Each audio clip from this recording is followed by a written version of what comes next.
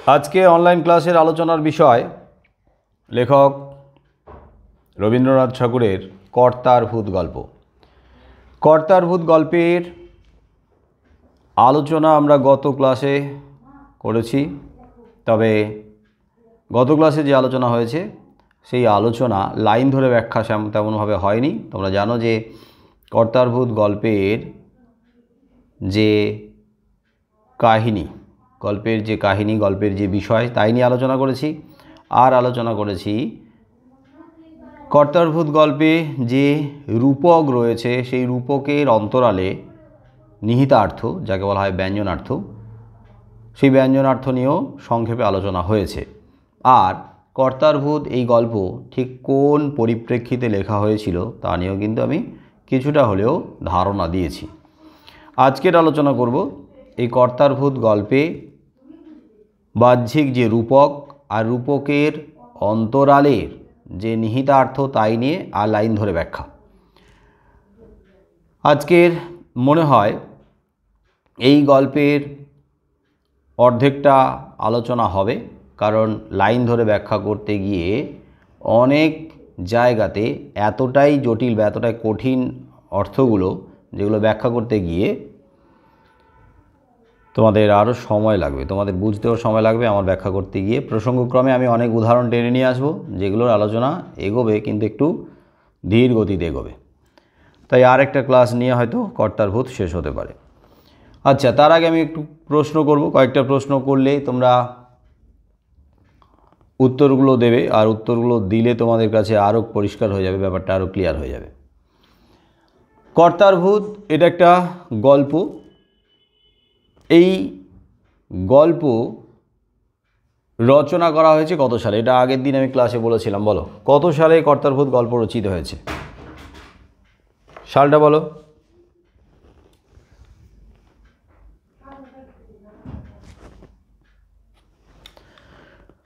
এতজন স্টুডেন্টের কারণ মনে নেই যে কত সালে? হ্যাঁ, 1919 সালে। এটা তো মনে রাখতে হবে। কিছু ক্ষেত্রে তোমাদের যদি গল্পটাকে বুঝতে হয় তাহলে সময়কালটাকে তো জানতেই হবে না, সময়কাল, সেই সময় পরিস্থিতি। তাহলে 1919 খ্রিস্টাব্দে कर्तार भूत গল্পটা রচনা। 1919 খ্রিস্টাব্দে গল্প রচনা আর গল্পের প্রকাশনা 1919 খ্রিস্টাব্দে, মানে গল্পটা প্রবাসী পত্রিকা প্রকাশিত হয়েছিল 1919 খ্রিস্টাব্দে, কিন্তু গল্প পরবর্তীতে গ্রন্থাগারে অন্তর্ভুক্ত হয়ে প্রকাশিত হয়েছে 1922 খ্রিস্টাব্দে, লিপিকা গ্রন্থের অন্তর্ভুক্ত হয়েছে। তো গ্রন্থের প্রকাশকাল বা প্রকাশনার সময়টা নিয়ে আমাদের আলোচনার কথা নয়, আমাদের আলোচনার কথা হবে গল্পের রচনার সময়কাল নিয়ে। যদিও রচনা আর প্রকাশকাল প্রায় কাছাকাছি, মাত্র কটা বছরের ব্যবধান। তো 1919 খ্রিস্টাব্দে আমরা জানি যে ভারতবর্ষের ইতিহাসে একটা আলোড়ন সৃষ্টিকারী একটা মর্মান্তিক ঘটনা ঘটেছিল, ঐতিহাসিক ঘটনা, যে ঘটনা আমাদের রীতিমতো আঘাত করে, আমাদের মনকে কাঁদিয়ে যায়, আমাদের মনকে নাড়া দিয়ে যায়। সেটা ছিল জালিয়ানওয়ালাবাগের হত্যাকাণ্ড।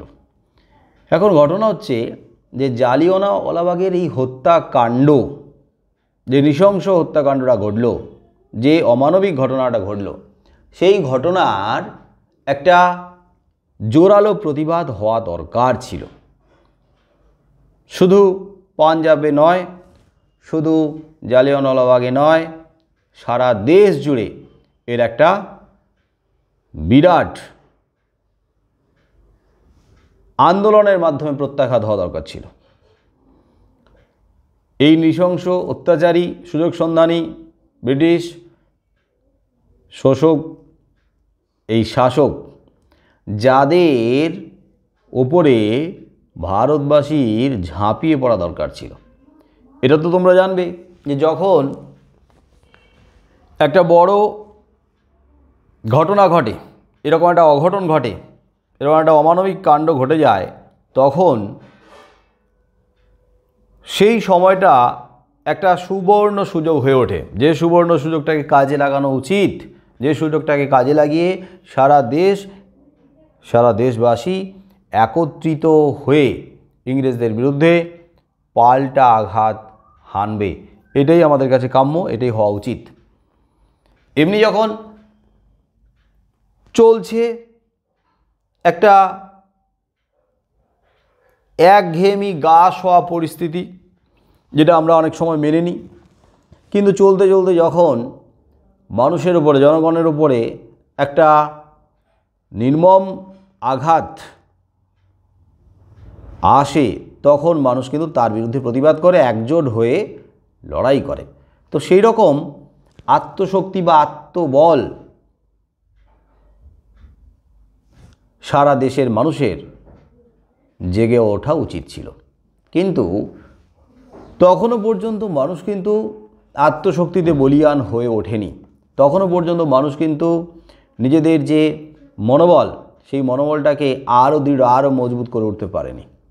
তার মানে বুঝতে পারছো যে ভারতবাসীর দীর্ঘদিন ধরে ঘুমিয়ে থাকার কারণে তারা একেবারে নিশ্চেষ্ট হয়ে গেছে। এরা দেখবে যে দিনের পর দিন যদি আমরা কাজকর্ম না করি, আমরা যদি শুয়ে বসে দিন কাটাই, আমরা যদি প্রায় ঘুমিয়ে ঘুমিয়েই দিন কাটাই, তাহলে দেখবে শরীর মন একেবারে অবশ হয়ে যায়। ক্যামেরাটা একবারে উপর দিকে রে, সিলিংয়ের দিকে, ক্যামেরা বন্ধ করে দাও।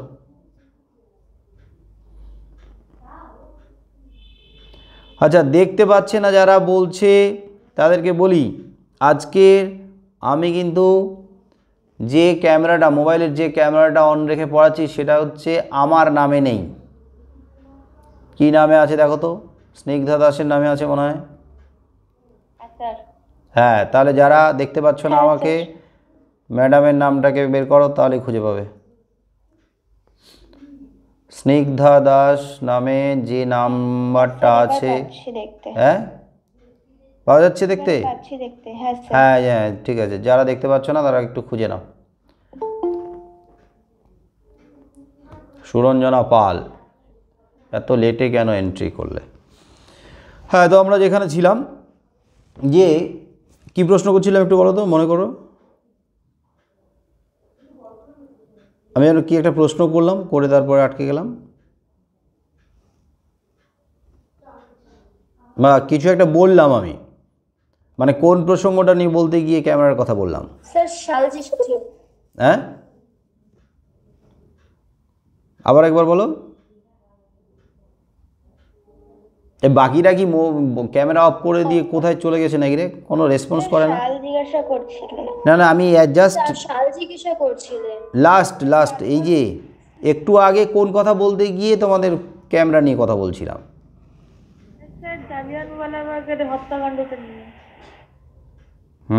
জালিয়ানওয়ালাবাগের হত্যাকাণ্ডের পর ঠিক কী নিয়ে আলোচনা করছিলাম?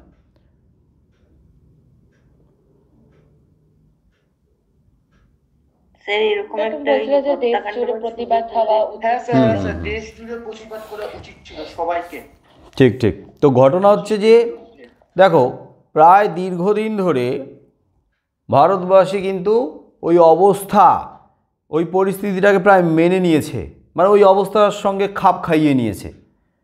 মার খাচ্ছে, অত্যাচারিত হচ্ছে, শোষিত হচ্ছে, নির্যাতিত হচ্ছে, নিজেদের যে সম্মান, সেই সম্মানটা হারিয়ে ফেলেছে, নিজেদের যে চিন্তা চেতনা সব লোপ পেয়ে গেছে।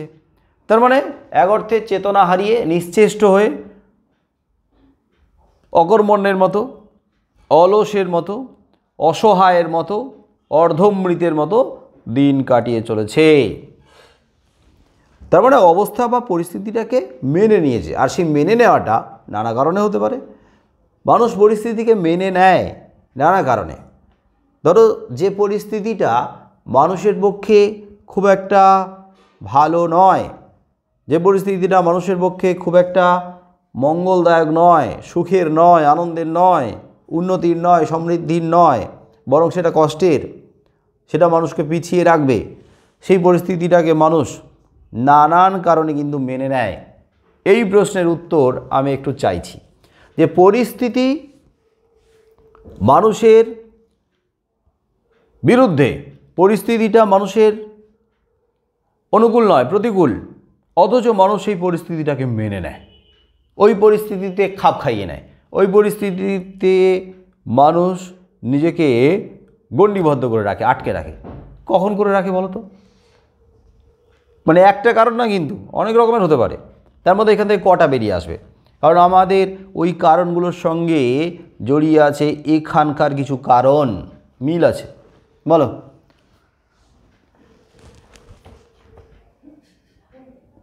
একটা দুটো তিনটে একাত্রে করে তো বলো, তাহলে অনেকজন আছে, অনেকগুলো কারণ বেরিয়ে আসবে। ভেবে নাও, তোমরা তোমাদেরকে দিয়েই মনে করো, ভেবে নাও তোমরা যে পরিস্থিতিতে আছো সেই পরিস্থিতিটা মোটেও তোমাদের কাছে সুখকর নয়, মোটেও সেই পরিস্থিতিটা তোমাদের কাছে, তোমাদের পক্ষে ভালো নয়, তোমাদের পক্ষে মঙ্গলদায়ক নয়, তবুও সেই পরিস্থিতিটাকে মেনে নিয়েছো। আর এই মেনে নেওয়ার পেছনে কী কী কারণ থাকতে পারে? মানে কী কী কারণে তোমরা মেনে নিতে পারো বলো? স্যার, আশেপাশের পরিবেশের চাপ। রাইট, একটা কারণ। এই কারণগুলো মনে রাখতে হবে, একটা কারণ এখান থেকে আমাদের বের করতে হবে। দেখো, কর্তার ভূত সেই সময় লেখা হয়েছে, কিন্তু কর্তার ভূত গল্পের অভ্যন্তরে যে অর্থ নিহিত রয়েছে তার প্রাসঙ্গিকতা এই মুহূর্তেও কার্যকর, সমানভাবে এই মুহূর্তে বজায় রয়েছে। আমরা এই যে নিজেদেরকে দিয়ে যে বিচার করছি, আমরাও কিন্তু কখনো কখনো পরিস্থিতিতে চুপ করে থেকে যাই। ওই পরিস্থিতিতে আমরা কখনো কখনো একেবারে চুপ করে যাই, ঠান্ডা হয়ে থেকে যাই, নিজেকে ওই পরিস্থিতিতে আটকে রেখে নিই, মনে করি যা হচ্ছে হোক গে, হোক যা হচ্ছে হোক, সবার যা হচ্ছে আমারও তাই হচ্ছে, সে পরে দেখা যাবে এখন। তাহলে একটা কারণ কিন্তু পাওয়া গেল। তাহলে আমরা বিচার করে দেখব, একটা কারণ পাওয়া গেল কি না, আশেপাশের যে পরিস্থিতি সেই পরিস্থিতিটা আমাদের পক্ষে আরও ভয়াবহ হয়ে উঠতে পারে, মানে আমাদের উপরে আঘাত আসতে পারে, আমরা কিন্তু তাদের থেকে শাস্তি পেতে পারি, আঘাত পেতে পারি, আমরা অপমানিত হতে পারি, আমাদেরকে ভয় দেখানো হতে পারে। একটা কারণ কিন্তু পাওয়া গেল। তো আমরা অনেক সময় কি ভয়ে ওই পরিস্থিতিটাকে মেনে নিই, কি মেনে নিই, এটা কি কেউ প্রতিবাদ করবে, মানে এর পাল্টা কেউ যাবে? এই পরিস্থিতি কখনো কখনো আমাদেরকে কিন্তু মেনে নিতে বাধ্য করে, মানে এই কারণটা পরিস্থিতিকে মেনে নিতে বাধ্য করে। কি ঠিক না ভুল বলো?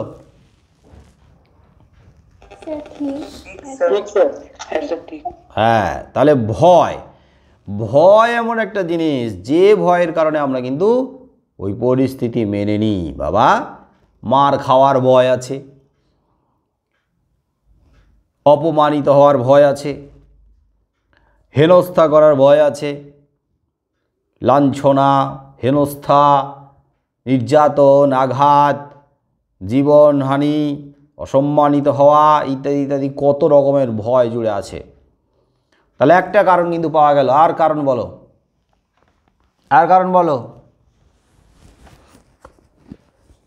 স্যার, মনোবলের অভাব, মানে সুদৃঢ় মনোবলের অভাব।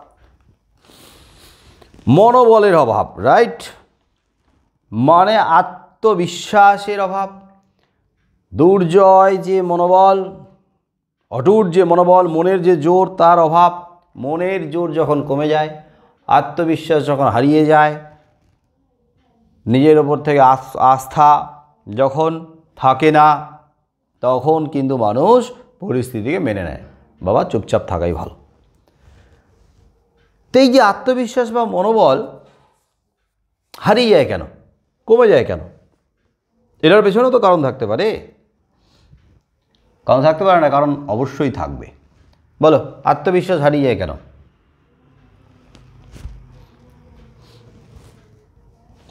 যখন সেই কাজটা করতে গিয়ে একবার ব্যর্থ হয়ে যায়, তখন তার আত্মবিশ্বাস কমে যেতে পারে। যে আত্মবিশ্বাস নিয়ে আমরা এগোই, দেখা গেল আমাদের ক্ষমতার কাছে, আমাদের সামনে যে অন্যায়কারী দাঁড়িয়ে রয়েছে, সেই মুহূর্তে সেই অন্যায়কারীর শক্তি হয়তো আমাদের থেকে বেশি হয়ে যায়, তখন আমরা অনেক সময় পিছিয়ে পড়ি, আমাদের আত্মবিশ্বাস কমে যায়। তাহলে আত্মবিশ্বাস বা আত্মশক্তি যখন কমে যায়, তখনও কিন্তু আমরা পরিস্থিতিকে মেনে নিই। আচ্ছা, আবার পরিস্থিতিকে আমরা স্বার্থের কারণেও মেনে নিই না? যেখানে আমাদের স্বার্থ জুড়ে আছে, বাবা এই পরিস্থিতিটাকে মেনে নিলে আমাদের ভালো হবে। ভালো হবে মানে কি?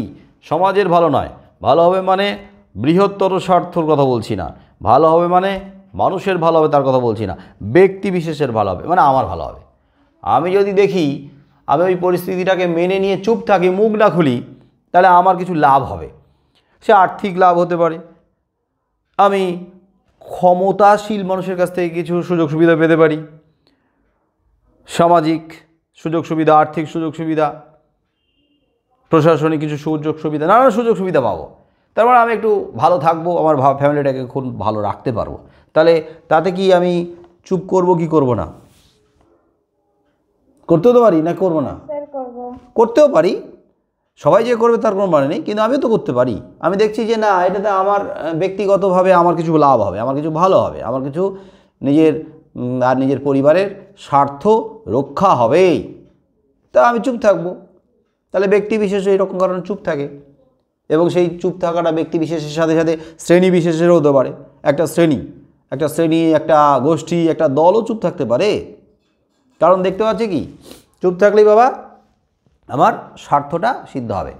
দেশের কথা আমার ভাবার দরকার নেই, দেশের মানুষের কথা ভাবার দরকার নেই, আমি তো ভালো আছি, আমি তো ভালো থাকতে পারবো, অতএব চুপ থাকে। তাহলে স্বার্থের কারণেও মানুষ চুপ থাকে, ভয়ের কারণেও মানুষ চুপ থাকে, আত্মবিশ্বাস হারিয়ে গেলেও মানুষ অসহায় হয়ে পড়ে মানুষ চুপ করে যায়।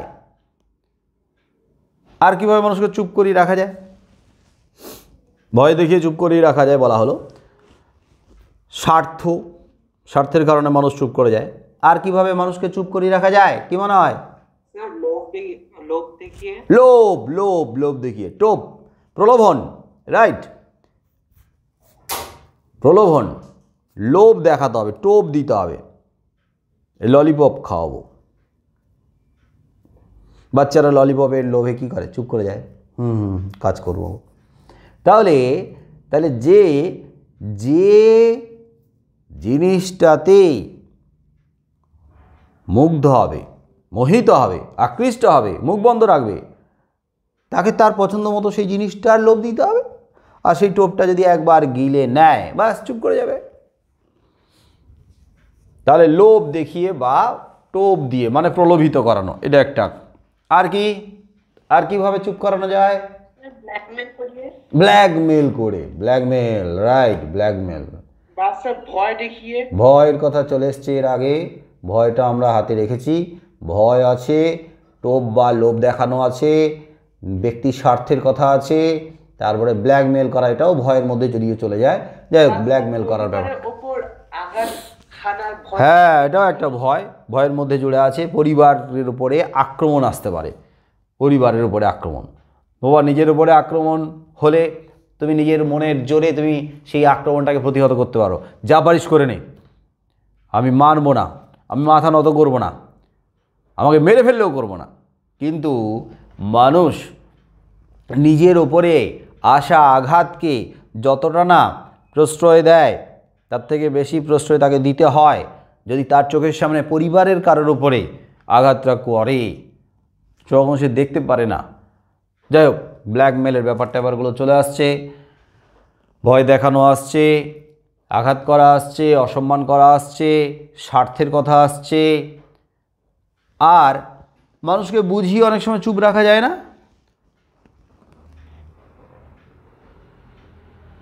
প্রভাবশালী ব্যক্তির দ্বারা বিনাশ করি। হ্যাঁ স্যার, প্রভাবশালী ব্যক্তি কি হয়েছে? প্রভাবশালী ব্যক্তির দ্বারা কোনো কাউকে যদি ব্রেন ওয়াশ করানো হয়, হ্যাঁ, ব্রেন ওয়াশ, ওই যে বোঝানো, এই বোঝানোটা হচ্ছে কিভাবে বোঝাবে তার উপর নির্ভর করে। তো সেই বোঝানোটা নানান পরামর্শ, নানান উপদেশ, নানান নীতি কথা তার সামনে রেখে তাকে বোঝানো, তার মগজ ধোলাই, ব্রেন ওয়াশ, এমনভাবে মগজ ধোলাই করে দিতে হবে যে মগজ ধোলাই হওয়ার পরে সেই মানুষটার আর নিজের মতো করে ভাবার ক্ষমতাই থাকবে না। সে যতবার ভাবতে চাইবে ততবারই বলবে না না না না না, এটা ঠিক না, বরং আমাকে যেটা বোঝানো হয়েছে, আমাকে যেভাবে বোঝানো হয়েছে ওটাই ঠিক। তাহলে এই সব কিছুর মূলে, এই যে চুপ থাকা, এই সব কিছুর মূলে একটা জিনিস পরিষ্কার যে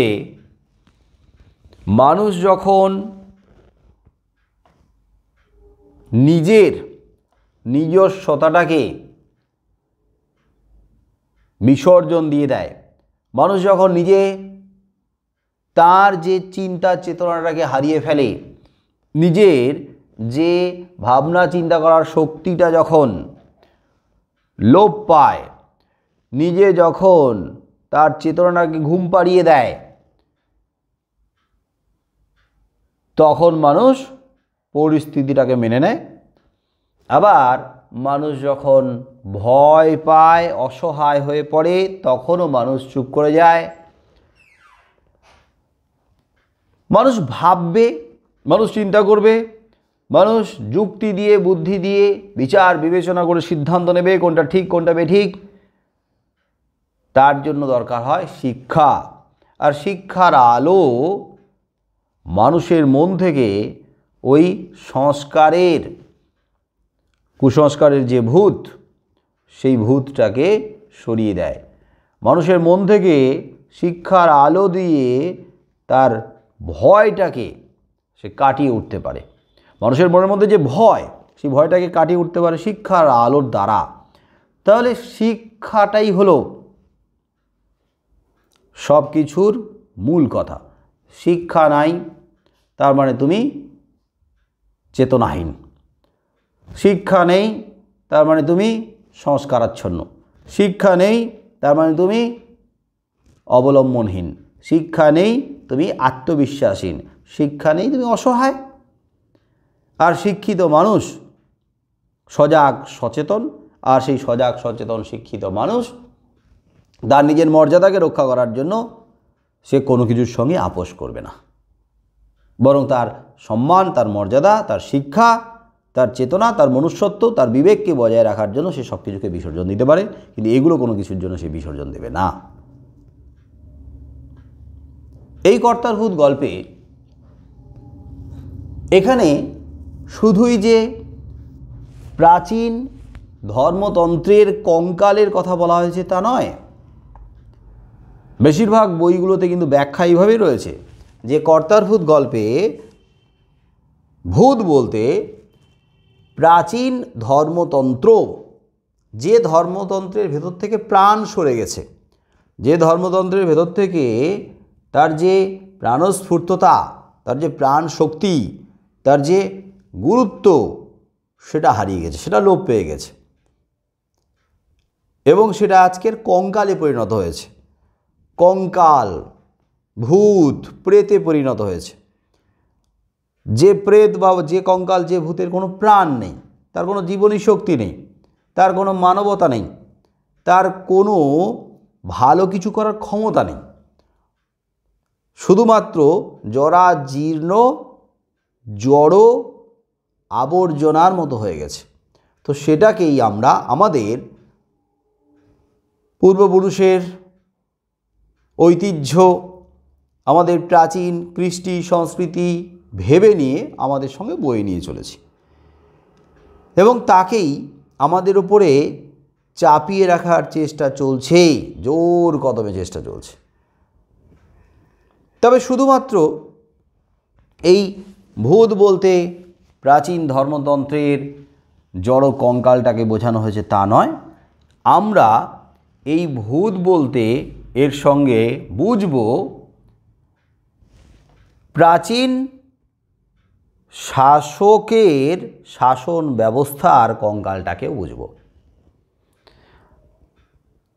মানে দেশ শাসন করার জন্য যে সমস্ত নীতি, যে সমস্ত রীতিনীতি, নিয়ম কানুন, বিধিবিধান এক একটা সময় চালু করা হয়েছে, সেই সমস্ত নিয়ম রীতি বিধিবিধানগুলো ওই সময়ের সাথে সাথে তার গুরুত্ব হারিয়ে ফেলেছে, কিন্তু তা সত্ত্বেও সেগুলোকেই আমাদের উপরে চাপিয়ে রাখা হয়েছে, সেগুলোকেই আমরা বয়ে নিয়ে চলেছি। রবীন্দ্রনাথ ঠাকুর প্রধানত এই কর্তার ভূত গল্পটা লিখেছিলেন ওই মর্মান্তিক ঐতিহাসিক ঘটনার পরিপ্রেক্ষিতে। আমি এটাও বলেছিলাম যে তখন সারা দেশ জুড়ে অহিংস অসহযোগের যে আন্দোলনের জোয়ার এসেছিল তার নেতৃত্বে ছিলেন কে? গান্ধীজি, মহাত্মা গান্ধী। যদিও 1922 খ্রিস্টাব্দে প্রধানত শুরু হয়েছিল অহিংস অসহযোগ আন্দোলন, কিন্তু 1919 খ্রিস্টাব্দে এই অহিংসবাদীদের অন্যতম নেতৃত্বস্থানীয় মহাত্মা গান্ধী বা মহাত্মা গান্ধী। এখন 1919 খ্রিস্টাব্দে যখন এই ঘটনাটা ঘটল, তখন রবীন্দ্রনাথ ঠাকুর অত্যন্ত পীড়িত হয়েছিলেন, কাতর হয়েছিলেন, এবং তিনি বার্তা পাঠিয়েছিলেন মহাত্মা গান্ধীর কাছে যে মহাত্মা গান্ধী যদি রাজি থাকেন তাহলে তিনি এবং মহাত্মা গান্ধী তারা একসাথে মিলে এরকম একটা ভয়ঙ্কর অন্যায়ের বিরুদ্ধে প্রতিবাদে পথে নামবেন। ইংরেজদের ভিতটাকে নাড়িয়ে দেওয়ার এটাই হচ্ছে সুবর্ণ সুযোগ, এটাই হচ্ছে সঠিক সময়। লোহা যখন গরম থাকে তখনই কিন্তু হাতুড়ির ঘাটা মারতে হয়, হাতুড়ির বাড়িটা মারতে হয়, তাহলেই তাকে মনের মতো রূপ দেওয়া যায়। তার মানে যে ঘটনাটা ঘটল এটা অমানবিক, নৃশংস। তাহলে এই ঘটনাটার পরিপ্রেক্ষিতে সারা দেশ জুড়ে আন্দোলনটাকে অনেক বেশি ত্বরান্বিত করা যায়, কারণ মানুষ তখন মুখিয়ে রয়েছে এই নেতৃত্বস্থানীয়দের পাওয়ার জন্য, নেতৃত্বস্থানীয়দের নেতৃত্ব পাওয়ার জন্য। কিন্তু মহাত্মা গান্ধী কি বলে পাঠালেন? মহাত্মা গান্ধী এই বলে পাঠালেন যে I don't want to embarrass the British government now. I don't want to embarrass the British government now. আমি এই মুহূর্তে ব্রিটিশ গভর্নমেন্টকে, ব্রিটিশ শক্তিকে, ব্রিটিশ সরকারকে বিব্রত করতে চাই না। বোঝো অবস্থা? তাহলে কখন চান আপনি? এটাই তো আসল সময়। কি যে তিনি ভেবেছিলেন, কি যে পরিকল্পনা করেছিলেন, তিনি হয়তো আরও ভেবে চিনতে পা ফেলতে চাইছিলেন, তিনি হয়তো আরও পরিকল্পনা মাফিক এগোতে চাইছিলেন। কিন্তু সব সময় তো পরিকল্পনা আর পরিস্থিতি একসাথে খাপ খায় না। তিনি অত্যন্ত মনক্ষুণ্ণ হয়েছিলেন, রবীন্দ্রনাথ ঠাকুর কষ্ট পেয়েছিলেন, অনেকটা অভিমানীও হয়েছিলেন হতে পারে। তারপরে এই যে এমন ঘটনার প্রতিবাদে তিনি নাইট উপাধি পরিত্যাগ করলেন, ফিরিয়ে দিলেন। সারা দেশ জানল, জেগে উঠল। তিনি নিজে প্রতিবাদে পথে নামলেন, রাস্তায় নামলেন, এবং প্রতিবাদের যে মাধ্যম, সেই মাধ্যম হলো সাহিত্য। তার সাহিত্যের মাধ্যমে প্রতিবাদের ভাষা মানুষের কাছে পৌঁছে গেল, এবং সেই প্রতিবাদের মাধ্যম রূপে আমরা এই কর্তারভূত গল্পটাকেও দেখতে পাচ্ছি। তার মানে কর্তারভূত গল্পটার অন্তরালে বা অভ্যন্তরে শুধুমাত্র প্রাচীন জড় ধর্মতন্ত্রের বিরুদ্ধে প্রতিবাদ করা হয়নি, সেই সাথে সাথে আমাদের দেশের বুকে যে শাসকদের নীতিটা চলে আসছে, এবং সেই শাসকদের ছত্রছায়ায় থেকে যারা সময় মতো কাজ করছে না বা সময়টাকে কাজে লাগাতে পারছে না, তাদের বিরুদ্ধেও কিন্তু ক্ষোভ, তাদের বিরুদ্ধেও তার অভিমান, কষ্ট, রাগ সবই এই গল্পের মাধ্যমে কিন্তু উঠে এসেছে। তার মানে আমাদের দুটো অর্থকে মাথায় রাখতে হবে, একটা হচ্ছে ধর্মনীতি আর একটা হচ্ছে শাসকের শাসননীতি। এবার দেখো, মহাবিদ্রোহের পর যখন 1858 তারপর থেকে ইংল্যান্ড থেকে একজন ভাইসরয় নির্বাচিত হয়ে আসতো, এবং রানীর হাতে ছিল মূল ক্ষমতা। ইস্ট ইন্ডিয়া কোম্পানির হাত থেকে রানীর হাতে ক্ষমতা চলে গিয়েছিল। তারপরে প্রত্যেক 5 বছর অন্তর একজন করে ভাইসরয় নির্বাচিত হয়ে আসতেন। তাহলে এই যে একজন নির্বাচিত হয়ে এলেন, তারপরে তিনি তার বিভিন্ন নীতি প্রয়োগ করলেন ভারতবাসীর ওপরে শাসন কার্যের সুবিধার জন্য। সেই নীতিগুলোর মধ্যে কত কূটনীতি ছিল, কত শোষণ করার জন্য নীতি ছিল, অত্যাচার করার, শোষণ করার, কেড়ে নেওয়ার, নির্যাতন করার বিভিন্ন নীতিগুলোকে চাপিয়ে দিয়ে চলে গিয়েছিল। তারপরে তার বিদায়ের পরে পরবর্তী যিনি প্রতিনিধি হিসেবে আবার এসছেন, তিনি কি করেছেন? নিজের নতুন নিয়মও চালু করেছেন কিছু, আর পূর্বের যে সমস্ত নিয়ম কানুন নীতি সেগুলোকেও চাপিয়ে দিয়ে গেছেন। আর তার বিরুদ্ধে কেউ যখন প্রশ্ন করেছে, সেই প্রশ্নের উত্তর এইভাবেই দিয়েছে যে আমি তো সেই অর্থে নতুন কিছু করিনি, যা চলে আসছে, যার ছত্রছায়া তোমরা আছো, তার ছত্রছায়াতেই তোমরা রয়েছো, নতুনভাবে আমি কিছু প্রয়োগ করিনি বা চালু করিনি। অন্যদিকে ধর্মের ক্ষেত্রেও যদি আমরা বলি যে দীর্ঘকাল ধরে, শতাব্দীর পর শতাব্দী ধরে যে সমস্ত ধর্মীয় রীতিনীতি, বিধিবিধান, আচার অনুষ্ঠান, নিয়মকানুন সবই বজায় রয়েছে, সেটাকে ধরে রাখা বা বজায় রাখাই হচ্ছে আমাদের কর্তব্য। আর যদি আমরা সেটা করতে পারি, তাহলে আমরা আমাদের পূর্বপুরুষের ওই ঐতিহ্যটাকে বজায় রাখতে পারলাম। আমাদের পূর্বপুরুষেরা যেরকমভাবে আমাদের সামনে আমাদেরকে পথ দেখিয়ে গিয়েছে, সেই পথেই আমরা চলতে পারছি। তার মানে আমরা তাদের যোগ্য সন্তান, যোগ্য উত্তরসূরি।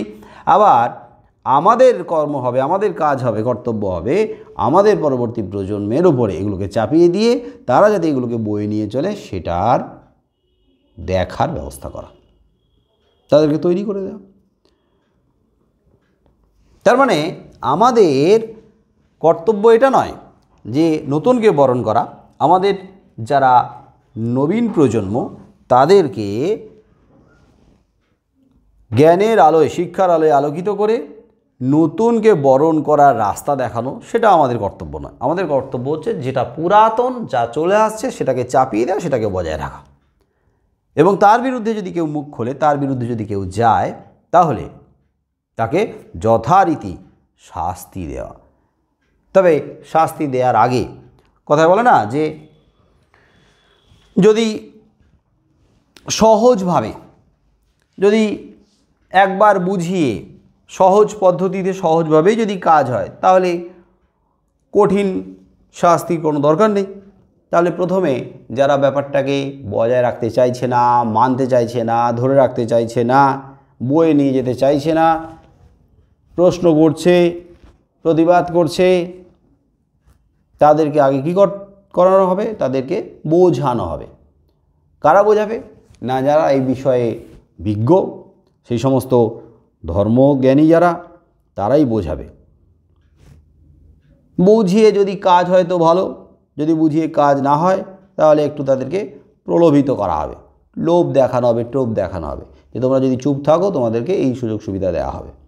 আর তাতেও যদি কাজ না হয় তাহলে কী হবে? তাহলে বাকি থাকলে একটাই রাস্তা,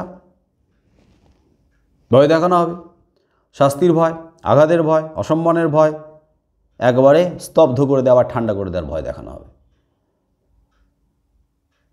কিন্তু ঘটনা হচ্ছে যে একবার, দুইবার, তিনবারও ভয় দেখিয়ে চুপ করে রাখা যায়, কিন্তু যাদের মধ্যে যুক্তি আছে, যাদের মধ্যে শিক্ষার আলো আছে, যাদের চেতনা আছে, যাদের বিবেক আছে, মনুষ্যত্ব আছে, তাদেরকে দু একবার ভয় দেখালেও সে কিন্তু প্রথম একটু আধটু ভয় পেলেও কিন্তু পরে সে ভয়টাকে জয় করে নিতে পারে। আর ভয়কে যারা জয় করতে পারে তাদেরকে আর চুপ রাখা যায় না।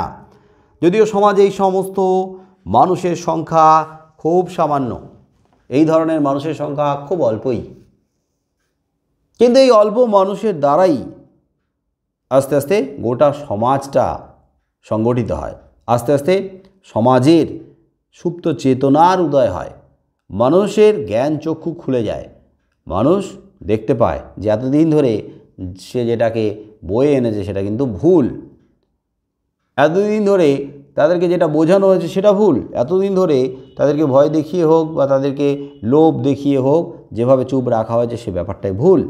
তাহলে তাদের এখন করণীয় কী? তাদের এখন উচিত কী? না এই সমস্ত সজাগ সচেতন মানুষের পাশে থাকা, তাদের থেকে শিক্ষা নেওয়া, তাদের থেকে প্রতি মুহূর্তে সচেতন থাকা। আর যারা সচেতন নেই, যারা ঘুমিয়ে রয়েছে মানে সুপ্ত অবস্থায় রয়েছে, যাদের চেতনা ঘুমিয়ে রয়েছে, তাদের চেতনাতে ঘা দেওয়া, তাদেরকে বোঝানো, তাদেরকে একজোট বা ঐক্যবদ্ধ করা, এবং আস্তে আস্তে গোটা সমাজটাকে কিন্তু এইভাবে আমরা পাল্টে দিতে পারবো। আর যাদের দ্বারা এই ভূতটাকে, এই সংস্কারের ভূতটাকে, এই প্রাচীন ভূতটাকে, এই পুরনো ভূতটাকে, এই জড়ত্বের ভূতটাকে ছাড়ানো সম্ভব হবে, তারা হচ্ছে ওঝা। ওঝারা তো ভূত ছাড়ায়।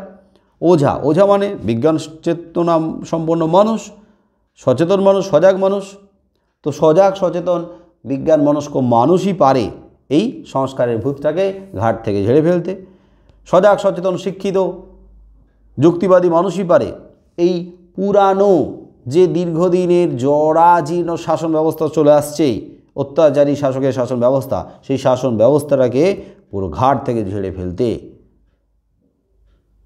তাহলে আমরা দুই জায়গাতে দাঁড়িয়ে, আগে ধর্মতন্ত্রের দিকটাতে দাঁড়িয়েও আলোচনা করব, আবার শাসকের শাসনতন্ত্র নিয়েও আলোচনা করব।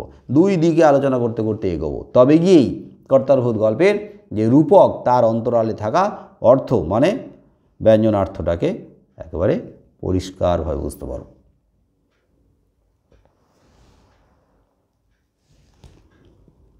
দেখো একটু এগোই। রবীন্দ্রনাথ ঠাকুরের কর্তারভূত। তাহলে কর্তারভূত গল্পে একটা রাজ্যের কথা বলা হয়েছে, যে রাজ্যের বর্তমান শাসকের নাম কি? কে শাসন করছে রাজ্যটাকে? এর আগের দিনও বলেছিলাম, বলো রাজ্যকে কে শাসন করছে? বুড়ো কর্তা। বুড়োর কর্তা শাসন করছে।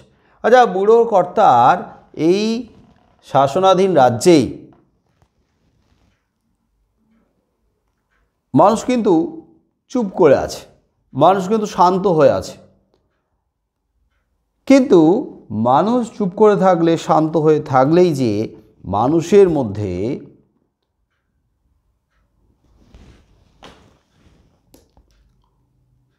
সুখ আছে, আনন্দ আছে, স্বস্তি আছে, তা কিন্তু নয়।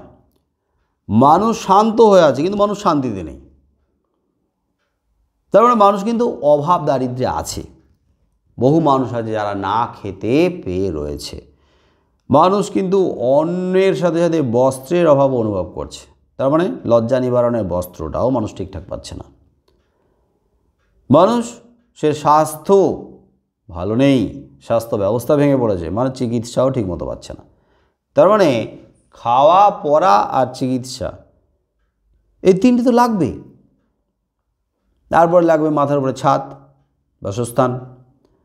তাহলে এগুলো না থাকা সত্ত্বেও মানুষ কিন্তু চুপচাপ আছে, শান্ত আছে। বুড়ো কর্তার শাসনাধীন রাজ্যে তারা শান্তিতে আছে তা নয়, কিন্তু শান্ত হয়ে আছে। তাহলে বুড়ো কর্তা তা দেখে কী ভাবছেন?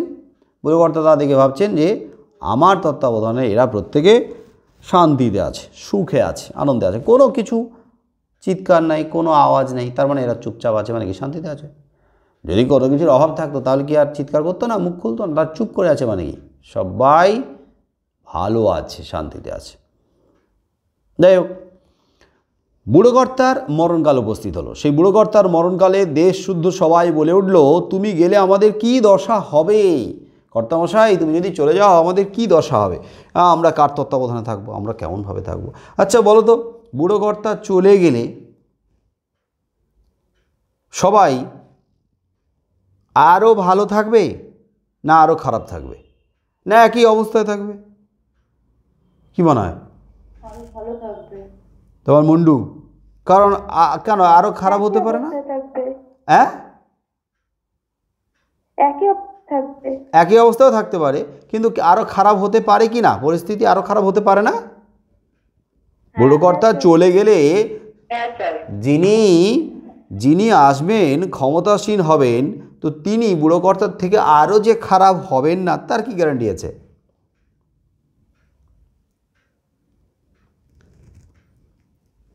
যিনি চলে যাচ্ছেন তার জায়গায় যিনি আসবেন, তিনি যে আরও ভালো হবেন না, সেটাও আমরা বলতে পারি না। আরও ভালো হতে পারেন, আর খারাপও হতে পারেন, আবার প্রায় সমান সমান বা কাছাকাছি থাকতে পারেন। তবে এটা তো তোমরা মানবে যে যখন কোনো অন্যায়কারীকে সরিয়ে দিয়ে দেশের ক্ষমতায় কেউ আসে তখন মানুষের মন জয় করে আসে, নাকি মানুষকে সর্বশান্ত করে আসে? বলো। মানে মানুষের বিশ্বাস নিয়ে আসে, আস্থা নিয়ে আসে, না মানুষকে আরও শেষ করে দিয়ে আসে?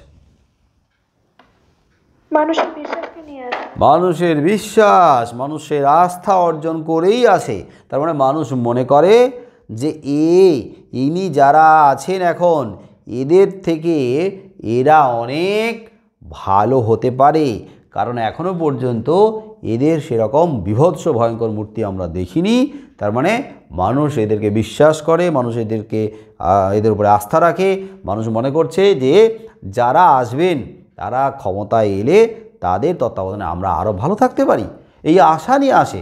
কিন্তু সবসময় এই আশা যে পূরণ হয় তা নয়, আবার অনেক ক্ষেত্রেও পূরণ হয়। তার মানে আমরা আশা নিয়ে আসি, আমরা মনে করি যে প্রাচীন ব্যবস্থা চলে আসছে, সেই প্রাচীন ব্যবস্থা শুধুমাত্র আমাদেরকে পিষ্ট করছে, শুধু আমাদেরকে আষ্টে পৃষ্ঠে বেঁধে ধরে রেখে দিয়েছে, আমাদের উন্নয়নের, আমাদের উন্নতির মাঝে বাধা হয়ে দাঁড়াচ্ছে। তাহলে সেই প্রাচীন পন্থাটাকে আমাদের সরিয়ে দিতে হবে। তার জন্য আমাদের নবাগত পন্থাকে গ্রহণ করতে হবে, স্বাগত জানাতে হবে। সেই স্বাগত জানানোর পথে আমরা এগিয়ে চলি নবাগতকে বরণ করার জন্য। কিন্তু মানুষের মধ্যে একটা গুণ বর্তমান, গুণ মানে মহৎ গুণ না, ভালো গুণ না, গুণ মানে তার স্বভাবটা, তার চরিত্রটা। সেই স্বভাব চরিত্রের মধ্যে একটা হলো যা চলছে তাকে ওইভাবে চলতে দেওয়া, যা চলছে তাকে ওইভাবে মেনে নেওয়া।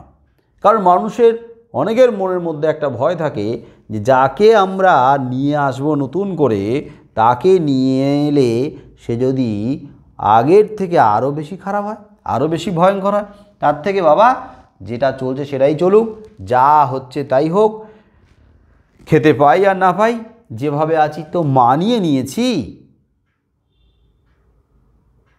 মরে বেঁচে আছি, মরে বেঁচে আছি, তাও তো ওই রকমভাবে বেঁচে আছি। আর যে আসবে সে যে আরও খারাপ হবে না তার কি গ্যারান্টি আছে? তাই মানুষ খুব সহজে তার আলস্যতা, তার কুঁড়েমিটাকে ঝেড়ে ফেলতে পারে না। বিশেষ করে সেই আলসেমি, সেই কুঁড়েমি, সেই জড়ত্বটা কিন্তু তার মগজের মধ্যে ঢুকে আছে। কারণ আমরা জানি যে আমরা যদি আমাদের আলসেমি বা কুঁড়েমিটাকে ঝেড়ে ফেলি তাহলে আমাদেরকে কষ্ট করতে হবে। আমাদেরকে কষ্ট করতে হলে সেই কষ্টটা আমরা করতে পারবো কি না, কষ্টটা আমরা নিতে পারবো কি না, কষ্ট করতে গেলে আমাদের মাথা খাটাতে হবে, শরীরটাকে নাড়াতে হবে। তার থেকে বাবা যেভাবে চলে আসছে সেইভাবে সেটাকে বজায় রাখলে আমাদের কষ্টটা কম হবে। বিশেষ করে বাঙালি, আগের দিনও হয়তো বলেছিলাম যে বাঙালি দেখবে বিছানার চাদরটা টান টান করে পেতে রাখে, মেলে রাখে। বিছানার চাদর পাল্টায়, পরিষ্কার পরিচ্ছন্ন বিছানার চাদর টান টান করে পাতা রয়েছে। কিন্তু তোমরা বাঙালি একবার আমাদের ওই বিছানার নিচে, ওই তোষকের নিচে, ওই গদির নিচে একবার গদিটাকে, তোষকটাকে তুলে দেখেছো কখনো?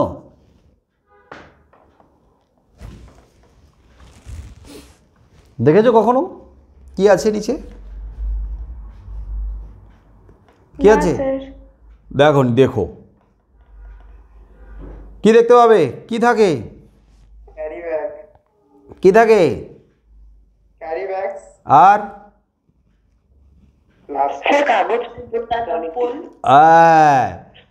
পেপারের বিল, ইলেকট্রিকের বিল, তারপরে এই কাগজ, এই দোকানের চালান, ওই দোকানের কত টুকরো টাকরা কাগজপত্র সব ওই বিছানার তলায় ঢোকানো আছে। যখন পরিষ্কার করতে যাই আমরা, তখন কিন্তু আমরা এই ভেবে রেখে দিই, না জানি বাবা ছোটোখাটো কাগজের টুকরো যদি ফেলে দিই ওগুলো কাজে লাগে, তাই বাবু থাকুক। জমতে জমতে দেখা যাবে ওপরে তো বিছানার চাদর টান টান করে দেওয়া আছে, কিন্তু ওই বিছানার নিচে যত রাজ্যের পুরনো সব কাগজপত্র জমতে থাকে। কি এটা অনেকের বাড়িতে হয় কি হয় না বলো? হ্যাঁ, হতেই হবে, হতেই হবে। তাহলে যে বাঙালি, যে মানুষগুলো আমরা আমাদের বিছানার নিচের ওই নোংরাগুলো পরিষ্কার করতে গিয়ে 4 বার ভাবি যে নোংরা পরিষ্কার করা উচিত কি উচিত নয়, বা ফেলা উচিত কি উচিত নয়, তো সেই বাঙালির মনের ভেতরে, সেই ভারতীয়দের মনের ভেতরে যে সংস্কারটা বাসা বেঁধে রয়েছে, সংস্কারগুলো বাসা বেঁধে রয়েছে, তাকে সহজে কিভাবে ঝেড়ে ফেলা যায়। এবং সেই সংস্কারগুলো আজকের কি, সেই সংস্কারগুলো বহু প্রাচীন, শতাব্দীর পর শতাব্দী ধরে চলে আসা সংস্কারগুলো মগজের মধ্যে একবার ঠুসে রাখা হয়েছে। সেগুলোকে ঝেড়ে ফেলতে গিয়ে আমরা 4 বার ভাবি। যেগুলোকে ঝেড়ে ফেলছি এগুলো আমাদের বাপ ঠাকুরদার সংস্কৃতি না, তো এগুলোকে ঝেড়ে ফেলতে গিয়ে যদি আমাদের নিজের বলতে কিচ্ছু না থাকে, তার থেকে বাবা যা হচ্ছে ভালোটা খারাপটা সবটাই নিয়ে আমরা যাই। কারণ খারাপটা ফেলতে গিয়ে যদি ভুল করে আমরা বিচার করতে না পারি, খারাপটাও ফেলে দেওয়ার সাথে সাথে ভালোটাও ফেলে দিতে পারি। তার থেকে বাবা কে এত মাথা খাটাবে কোনটা ভালো কোনটা খারাপ, কোনটা আমাদের কাজে লাগছে কোনটা আমাদের কাজে লাগছে না, কোনটা আমাদেরকে যুক্তিবাদী করছে কোনটা আমাদেরকে এগিয়ে নিয়ে যাচ্ছে, তার থেকে ভালো কি যা চলে আসছে সবগুলোই রেখে দাও। তাহলে যা চলে আসছে সবগুলো রেখে দিলে কী হবে? একটা সময়ের পরে গোটা মগজটা, মানে বাড়িটার মতো গোটা মগজটা, গোটা ব্রেনটা কী হয়ে যাবে? একটা ওই নোংরা আবর্জনার ঢিপি হয়ে যাবে, পুরো স্তূপ হয়ে যাবে। তার মধ্যে খুঁজেই পাবে না যে কোনটা নোংরা, মানে কোনটা সংস্কার আর কোনটা কুসংস্কার। যাই হোক, তাহলে বুড়োকর্তা যখন শুনলেন তার মরণকালে দেশশুদ্ধ লোক বলছে যে আমাদের কি দশা হবে, বুড়োকর্তা ভাবছে বোধহয় আমাকে এতই ভালোবাসে এরা, আমি চলে গেলে এরা কষ্টে থাকতে পারবে না, তাহলে এদেরকে নিয়ে আমাকে কিছু ভাবতে হবে। কী হবে কীভাবে কী করে এদেরকে ঠান্ডা রাখা যাবে। শুনে তারও মনে দুঃখ হলো। তাহলে বুড়োকর্তার মনে দুঃখ হলো। কী ভেবে দুঃখ হলো? না, তিনি চলে গেলে এদের কি হবে, এই রাজ্যবাসীর এই দেশবাসীর অবস্থাটা কী হবে, দশাটা কী হবে। তো বুড়োকর্তা ভাবলো যে আমি গেলে এদের ঠান্ডা রাখবে কে, আমি যদি চলে যাই এদেরকে ঠান্ডা করে রাখবে কে, ঠান্ডা রাখবে। বুড়োকর্তার চিন্তা কী নিয়ে? ঠান্ডা করে রাখবে কে, এদেরকে ভালো রাখবে কে চিন্তা নয়, এদেরকে সুখে রাখবে, আনন্দে রাখবে, এদেরকে শান্তিতে রাখবে তা নয়, এদেরকে শান্ত করে রাখবে, মানে ঠান্ডা করে রাখবে কে। আমি এতদিন ধরে যেভাবে ঠান্ডা করে রেখেছিলাম, এই ঠান্ডাটা কে করে রাখতে পারে বলো? কীভাবে ঠান্ডা করে রেখেছিল?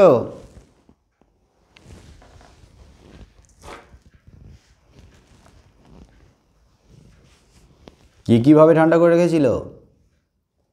বুড়োকর্তা ঠান্ডা করে রেখেছিল এতদিন বুড়োকর্তা কীভাবে ঠান্ডা করে রেখেছিল? কী মনে হয় রাস্তাগুলো কী যেগুলো আমরা আলোচনা করলাম সেগুলো তো রাস্তা।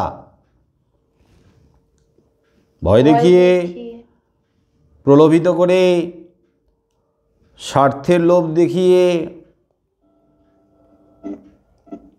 অন্ধ কুসংস্কারাচ্ছন্ন করে রেখে, মানে অশিক্ষিত করে রেখে, তারপরে ভুল বুঝিয়ে, মানে মগজ ধোলাই করে, নানা নীতি উপদেশ ইত্যাদি দিয়ে, আর শেষমেশ যখন এগুলো কোনো কাজ করেনি তখন কি দিয়ে? ডান্ডার মারি বেড়ে, মানে হচ্ছে শাস্তির ভয় দেখিয়ে। যাই হোক, তো এদেরকে ঠান্ডা রাখবে কে? বুড়োকর্তার মনে দুঃখ হলো, আমি যেভাবে ঠান্ডা রেখেছিলাম, আমি চলে গেলে এদেরকে ঠান্ডা রাখবে কে, শান্ত করে রাখবে কে, শান্তিতে রাখবে, সুখে রাখবে, সেটা নিয়ে ভাবনা নয়, ঠান্ডা করে রাখবে কে। ঠান্ডা করে রাখাটাই হলো নীতি, আসল কথা। গোটা দেশ জুড়ে যদি সবাই চুপচাপ থাকে, ঠান্ডা হয়ে থাকে, তাহলে বুঝতে হবে সবাই ভালো আছে। এটা বুড়োকর্তার ধারণা। তা বলে মরণ তো এড়াবার জো নেই। জো মানে কি? উপায়। মরণ এড়াবে কী করে? মরণ এড়ানোর তো জো নেই, উপায় নেই। হ্যাঁ, মৃত্যু, মানুষ তো মরতে তো হবে, মানুষ তো মরণশীল। কী করা যায়? তবু দেবতা দয়া করে বললেন একটা অপশন, হ্যাঁ, একটা লাইভ দেওয়া হলো। হ্যাঁ, দেবতা দয়া করে বললেন, আচ্ছা ঠিক আছে, তোমার যখন এত ভাবনা, তুমি যখন মানুষদের কথা ভাবছো, তাদেরকে ছেড়ে তুমি যেতে চাইছো না, বা তাদের কি দশা হবে তোমার চলে যাওয়াতে, এরকম যদি তোমার ভাবনা হয়, তাহলে একটা লাইভ দেওয়া হোক। কি না, মানুষ তুমি তো মারা যাবেই, তুমি মরণশীল, কিন্তু একটা কাজ করতে পারি, তোমার এই কষ্ট দেখে আমার দয়া হলো। দেবতা দয়া করে বললেন, আচ্ছা ভাবনা নেই, ভাবনা কি, লোকটাকে ভূত করে, লোকটা মারা যাওয়ার পরে ভূত হবে, তো এই ভূত হয়ে এদের ঘাড়ে চেপে থাক না। তাহলে ভূত হয়ে এদের ঘাড়ে চেপে থাক। ভূত মানে বুঝতে পারলে, অতীতের যে শাসনতন্ত্রের নীতিটা সেটা যেমন চাপিয়ে রাখা হচ্ছে, তেমনি অতীতের ধর্মতন্ত্রের সেই সমস্ত আচার অনুষ্ঠানগুলো, বিধিবিধানগুলোকে চাপিয়ে রাখা হচ্ছে। আচার অনুষ্ঠান, বিধিবিধান, নিয়ম রীতি, এগুলোর কিন্তু মৃত্যু নেই। গুরুনাটকে ছিল, গুরুনাটকে ছিল যে অচলায়তনে যে সমস্ত নিয়ম রীতি বিধিবিধান সব হাজার বছর ধরে চলে আসছে, সেই সমস্ত রীতিনীতি বিধিবিধানগুলো অনেক বেশি মূল্যবান, অনেক বেশি গুরুত্বপূর্ণ। কাদের থেকে? মানুষের থেকে। তুচ্ছ মানুষের প্রাণ আজ আছে কাল নেই। সনাতন বিধিবিধান তো হাজার বছরে চলে আসছে। তাহলে বলো একটা মানুষ কত বছর বাঁচে মোটামুটি অ্যাভারেজ? 85 কত? 56? কত বছর? 56? স্যার 85 80 বছর স্যার 80 60 অ্যাভারেজ 80 আর ম্যাক্সিমাম 85 স্যার 100 হতে পারে। 100-এর ওপরে তো কারো কারো বয়স শোনা গেছে, তাই না?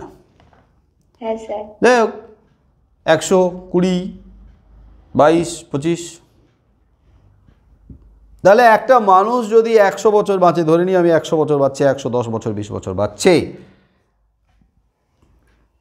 আর এক একটা নিয়ম রীতি বিধিবিধানের আয়ু 100 নয়, শতাব্দীর পর শতাব্দী, হাজার হাজার বছর ধরে তাদের আয়ু, তাহলে তোমাদের বুদ্ধিতে কোনটা গ্রহণযোগ্য মনে হচ্ছে বলো? যে বেঁচে রয়েছে 100 বছর তাকে তোমরা গুরুত্ব দেবে, নাকি যে হাজার হাজার বছর ধরে বেঁচে রয়েছে তাদেরকে গুরুত্ব দেবে? কি মনে হয়? হাজার হাজার বছর ধরে যে বেঁচে আছে তাকে হাজার হাজার বছর 100 বার হাজার হাজার বছর ধরে যে বেঁচে আছে তাকেই গুরুত্ব দিতে হবে, বাস হয়ে গেল। আর কি? আমি যদি আমার নিজের মাথা খাটাই, আমি আজকে শিক্ষিত, উচ্চশিক্ষিত, আমি নিজের মনের কথা শুনবো, যুক্তি দিয়ে ব্যাপারটাকে বিচার বিশ্লেষণ করে দেখব যে হাজার বছর ধরে যার আয়ু,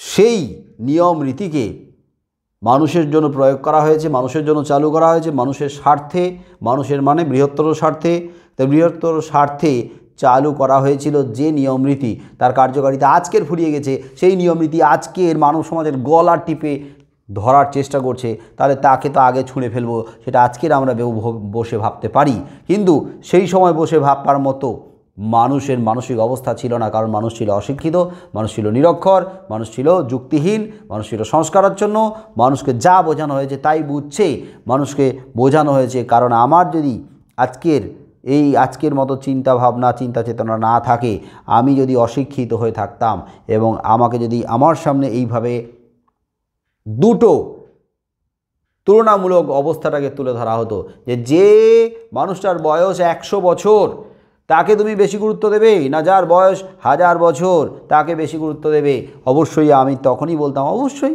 1000 বছর ধরে যাকে বাঁচিয়ে রাখা হয়েছে তাকেই গুরুত্ব দেব। আর যে মানুষ আজ আছে আর কাল নেই, সেই মানুষকে কিসে গুরুত্ব দেব? মানুষকে গুরুত্ব দেব না, গুরুত্ব দেব নিয়ম রীতিকে। কিন্তু এইটা আমরা এখন থেকে নয়, এটা আমরা ওই সময় ভাবতে পারতাম, হয়তো ভাবতাম, কিন্তু এখন থেকে কিন্তু আমরা এইরকম ভাবনাটা কখনোই ভাববো না। কারণ নিয়ম রীতিগুলো দরকার আছে সমাজের জন্য, নিয়ম রীতি বিধিবিধান শাসন ব্যবস্থা দরকার আছে, কিন্তু সেটাও একটা সময় মেনে তার গুরুত্ব ফুরিয়ে যায়, আর ফুরিয়ে গেলে তখন যাচাই করার দরকার হয়, আর যাচাই করতে গেলে ভাঙতে হয়। আর যখনই আমরা ভাঙতে যাব নবাগতরা, তখন কি করে? প্রাচীনপন্থীরা রেড়ে করে আসে, তেড়ে আসে। যাই হোক, ভাবনা নেই, লোকটা ভূত হয়ে এদের ঘাড়ে চেপে থাক না। মানুষের মৃত্যু আছে, ভূতের তো মৃত্যু নেই। তাই ভূতের মৃত্যু নেই বলেই আমরা ভূতের ভয়ে ভূতটাকে আমাদের নিজেদের সঙ্গে বয়ে নিয়ে চলেছি। কারণ প্রশ্ন করলে যদি ভূত গলা টিপে দেয়। দেশের লোক ভারী নিশ্চিন্ত হলো, বলো উত্তর কী হবে? দেশের লোক কেন ভারী নিশ্চিন্ত হয়েছিল? খুব খুশি, নিশ্চিন্ত। কর্তা ভূত হয়ে তাদের ঘাড়ে চেপে থাকবে, তাই। এটার উত্তরটা ঠিক পরের লাইনে আছে, আগের থেকে আমরা টানবো না। মানুষের মৃত্যু আছে, ভূতের মৃত্যু নেই, তাই দেশের লোক নিশ্চিন্ত হয়েছে, এটা না লিখে পরেরটা থেকে আমরা উত্তরটাকে টানবো। দেশের লোক কেন নিশ্চিন্ত হয়েছিল? কেননা ভবিষ্যৎকে মানলেই তার জন্য যত ভাবনা, ভূতকে মানলে কোনো ভাবনাই নেই, সকল ভাবনা ভূতের মাথায় চাপে, অথচ যার মাথায় চাপিয়ে দেওয়া হচ্ছে তার মাথাই নেই, ফলে যার মাথা নেই তার তো মাথা ব্যথাই নেই। বোঝা গেল কিছু? হ্যাঁ স্যার। হ্যাঁ স্যার। হ্যাঁ, এবারে ধরে নাও একদম সহজ উদাহরণ এই পরিস্থিতি দিয়ে বিচার করে বলছি। যখন এই করোনা পরিস্থিতি এলো, সব শেষ হয়ে যাওয়ার মুখে, একটা ভয় আতঙ্ক, মানুষ বাঁচবে কিনা ঠিক নেই, পড়াশোনা নিয়ে চিন্তা করার তখন সময় নেই, তখন নিজেদেরকে বাঁচানোর নিয়ে চিন্তা।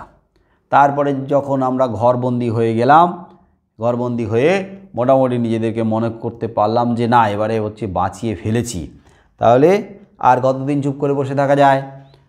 আর কতদিন আমাদের ছেলে মেয়েদেরকে চুপ করে বসিয়ে রাখা যায়? তাহলে এবারে কি করতে হবে? স্বাস্থ্য, তারপরে তো শিক্ষা। তাহলে যাই হোক, ঘরের মধ্যে আবদ্ধ হয়ে আমরা আমাদের স্বাস্থ্যটাকে মোটামুটি ঠিক রাখছি, নানান পরামর্শ উপদেশ মেনে আমরা কোভিডের মোকাবিলা করছি। তাহলে এরপরে কি, কোনটা? পেট যখন ভরা থাকে তখন মানুষ তো পড়াশোনার কথা ভাববে, শিক্ষার কথা ভাববে না? তাহলে এবারে শিক্ষা নিয়ে ভাবনা চিন্তা করতে হবে। তো বাইরে বেরোনো যাচ্ছে না, তাহলে এই যে কীভাবে পড়াশোনাটা চিন্তা ভাবনা করা শুরু হলো বলো? অনলাইনে। হ্যাঁ, অনলাইনে পড়াশোনা। কিন্তু অনলাইনে এই পড়াশোনা করাটা ছাত্রছাত্রীদের কাছে যেমন নতুন, শিক্ষকদের কাছেও নতুন। তো নতুন ব্যবস্থাতে অভ্যস্ত হতে গেলে খাটনিটা খাটতে হয়, মাথাটা খাটাতে হয়, কষ্ট করতে হয়, অনেক বেশি পরিকল্পনা করতে হয়, অনেক বেশি সময় দিতে হয়, অনেক বেশি পরিশ্রম করতে হয়, অনেক বেশি। কারণ দীর্ঘদিন ধরে আমরা অভ্যস্ত ছিলাম যে অফলাইনে, অভ্যস্ত ছিলাম যে নিয়ম রীতিতে, সেখান থেকে বেরিয়ে এসে একটা নতুন ধরনের চ্যালেঞ্জিং নিয়ম রীতির সঙ্গে আমাদের অভ্যস্ত হতে হচ্ছে। কাজটা অনেক বেশি কঠিন, আর সেই কঠিন কাজটা একেবারে প্রথমে কিন্তু সবাই যে শুরু করতে পেরেছিলাম তা নয়, আস্তে আস্তে অভ্যস্ত হতে হয়েছে, কারণ অভ্যস্ত না হলে হারিয়ে যেতে হবে।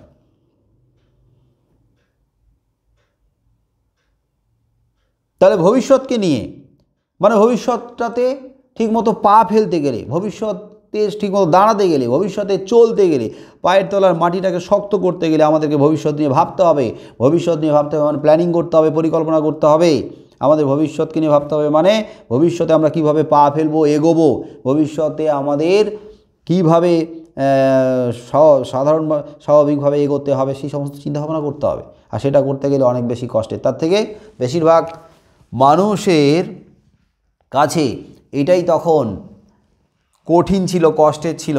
বরং কামনা করেছি, আমরা প্রার্থনা করেছি, বাবা 2-4 দিনের মধ্যেই সব ঠিক হয়ে যাক, আমরা নতুন নিয়মে অভ্যস্ত হতে চাই না, পুরনো নিয়ম যা চলে আসছিল ভালোই। কারণ অনেক বেশি এটা কষ্টের, অনেক বেশি খাটনি খাটতে হচ্ছে, অনেক বেশি অনলাইনে বসা, তৈরি করা, অডিও করা, ভিডিও করা, আলাদা করে নোট তৈরি করা, স্টুডেন্টদের কত রকমের চিন্তা ভাবনা করতে হবে। তার থেকে অনেক বেশি সহজ কি, পুরাতন নিয়ে ভাবনা, পুরাতনকে নিয়ে বজায় রাখা, পুরাতনকে নিয়ে বয়ে চলা। কি ঠিক না? হ্যাঁ স্যার। অনেক বেশি খাটতে হচ্ছে, সারাদিন ধরে খাটতে হচ্ছে, একটা ফাইল করতে গেলে, অডিও করতে গেলে প্রচুর খাটতে হচ্ছে, প্রিপারেশন নিতে হচ্ছে না। ভুলভাল পড়িয়ে তো লাভ নেই, কোথাও জায়গায় ভুল হয়ে গেলে সেটাকে আবার ডিলিট করে আবার পুনরায় রেকর্ড করতে হচ্ছে, পুরো রীতিমতো প্রিপারেশন নিতে হচ্ছে, অনেকগুলো বই ঘাটতে হচ্ছে, ঠিকঠাক তথ্য দিয়ে তোমাদের উপযোগী করে তৈরি করতে হচ্ছে। তার থেকে আমরা অফলাইনে অনেক বেশি ভালো অভ্যস্ত ছিলাম, গতানুগতিকভাবে বাস গা শোয়া হয়ে গিয়েছিল। এখন নতুন করে খাটনি খাটতে গেলে অনেক বেশি কষ্টের। তাই দেশের লোক ভারী নিশ্চিন্ত হলো, তার কারণ হচ্ছে যদি তারা বুড়ো কর্তার ভূতকে ঘাড়ের উপরে না চাপিয়ে নতুন কাউকে বরণ করতো, তাহলে তাদের অনেক বেশি মাথা খাটাতে হতো। তাই বলছি ভবিষ্যৎকে মানলেই কিন্তু যত ভাবনা ছিল, ভবিষ্যৎকে নিয়ে মানলে যত ভাবনা, বেশি কষ্ট করতে হতো। তার থেকে বাবা ভূতকে নিয়ে ভূতকে মানলে কোনো ভাবনাই নেই, কারণ ভূত মানে অতীতটাকে নিয়ে মানলে কোনো ভাবনাই নেই। তার কারণ যা কিছু সমস্যা, যা কিছু প্রশ্ন, যা কিছু অভিযোগ সব চাপিয়ে দাও ভূতের মাথায়, মানে অতীতের ঘাড়ে। মানে কেউ যদি প্রশ্ন করে, আচ্ছা দেশে এরকম হচ্ছে কেন, আমরা খেতে পাচ্ছি না, স্বাস্থ্য ব্যবস্থা ভালো নয়, আমরা পড়তে পারছি না, তাহলে যখনই প্রশ্ন করা হবে এই ভূত শাসনতন্ত্রে বর্তমানে যিনি প্রতিনিধি হিসেবে আছেন, কে আছেন বলো তো? ভূত শাসনতন্ত্রে বর্তমানে প্রতিনিধি কে শাসন করছে ভূত শাসনতন্ত্রে? কর্তামশাই তো ভূত হয়ে ঘাড়ি চেপে আছেন, কিন্তু দেখতে পাচ্ছি কে শাসন করছে? নায়েব, ভূতের নায়েব। তাহলে ভূতের নায়েব, যদি আমরা ধর্মতন্ত্রকে বলি তাহলে ভূতের নায়েব বলতে এখানে অবশ্যই ধর্মতন্ত্রের যারা প্রধান পাণ্ডা তাদেরকে বলা হয়েছে। তাহলে ভূতের নায়েব যিনি, আর তিনি যদি শাসক হন, মানে শাসন ব্যবস্থার শাসক হন, তিনি যদি তৎকালীন দেশের শাসনতন্ত্রের প্রধান হন, তাহলে কি? তাহলে ইংরেজ শাসনাধীন ভারতবাসী যে সমস্ত ইংরেজ ওই ভাইসরয় প্রতিনিধি বা যে সমস্ত বড়লাট, যে সমস্ত শাসক, তাদের তত্ত্বাবধানে আমরা শাসিত হয়েছি, তাদের কথা বলা হয়েছে। একজন চলে গেছে, তার নীতিটাকে আমাদের ঘাড়ের উপরে চাপিয়ে রাখা হয়েছে, কিন্তু নায়েবের মতো কেউ প্রতিনিধি হয়ে আমাদেরকে শাসন করছে, আর তিনি আমাদেরকে দেখাচ্ছেন আমরা কিন্তু নতুন কিছু চালু করছি না, আমরা আগে যারা যেভাবে শাসন করতো তাদের নীতিটাকেই চাপিয়ে দিয়েছি। তাই আমাদের কিছু প্রশ্ন করার দরকার নেই। আমাদের কোনো প্রশ্ন করার দরকার নেই। যা কিছু প্রশ্ন করবে সব ওই যে তোমাদের কর্তামশাইকে করো, কর্তামশাই তো তোমাদের ঘাড়ের উপরে চেপেই আছে ভূত হয়ে। যাই হোক, তো সকল ভাবনা যদি কেউ প্রশ্ন করে, সমস্ত প্রশ্নের উত্তর তারা এইভাবে দেয়, কার উপরে চাপিয়ে দিয়ে? না, সমস্ত ভূতের ঘাড়ের উপরে চাপিয়ে দিয়ে। আর যার ঘাড়ের উপরে চাপিয়ে দেওয়া হচ্ছে তার তো ঘাড় নেই, যার মাথার উপরে চাপিয়ে দিয়ে তার তো মাথাই নেই, কারণ অতীতের কোনো মাথা থাকে না। অতীত মানে ভূত, তো ভূতের কোনো মাথা থাকে না, মানে ভূতের কোনো প্রাণ থাকে না, কঙ্কাল কী করে উত্তর দেবে? সুতরাং কারোর জন্য তার মাথা ব্যথাও নেই, এবারে একটা জিনিস তোমরা এইভাবেও বুঝতে পারো, ধরে নাও বর্তমানে শাসক হিসেবে যারা আছেন ক্ষমতায়, তারা যদি চলে যান, আবার নতুন কেউ আসেন, তাহলে নতুন কেউ এসে তারা কিন্তু এই কথাটা বলতে পারেন কি না, পূর্বের যারা তারা শাসনের নামে অনেক বেশি শোষণ করেছেন, তাই যা কিছু প্রশ্নের উত্তর দেওয়ার দায় আমাদের নেই, আছে কাদের? না, প্রাক্তন শাসকের। এইবারে প্রাক্তন শাসকের কাছ থেকে তুমি উত্তর কি পাবে? কি মনে হয় তোমাদের?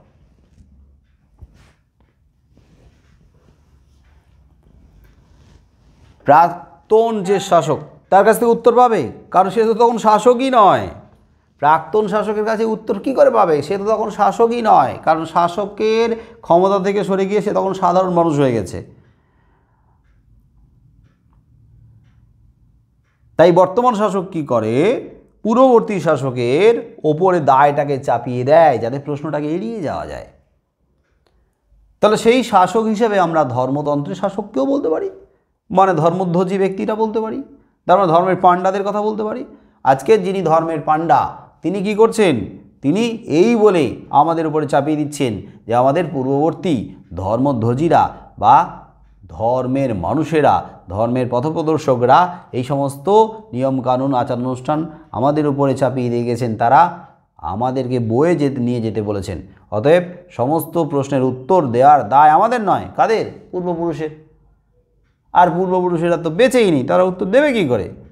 তাহলে এটা এক ধরনের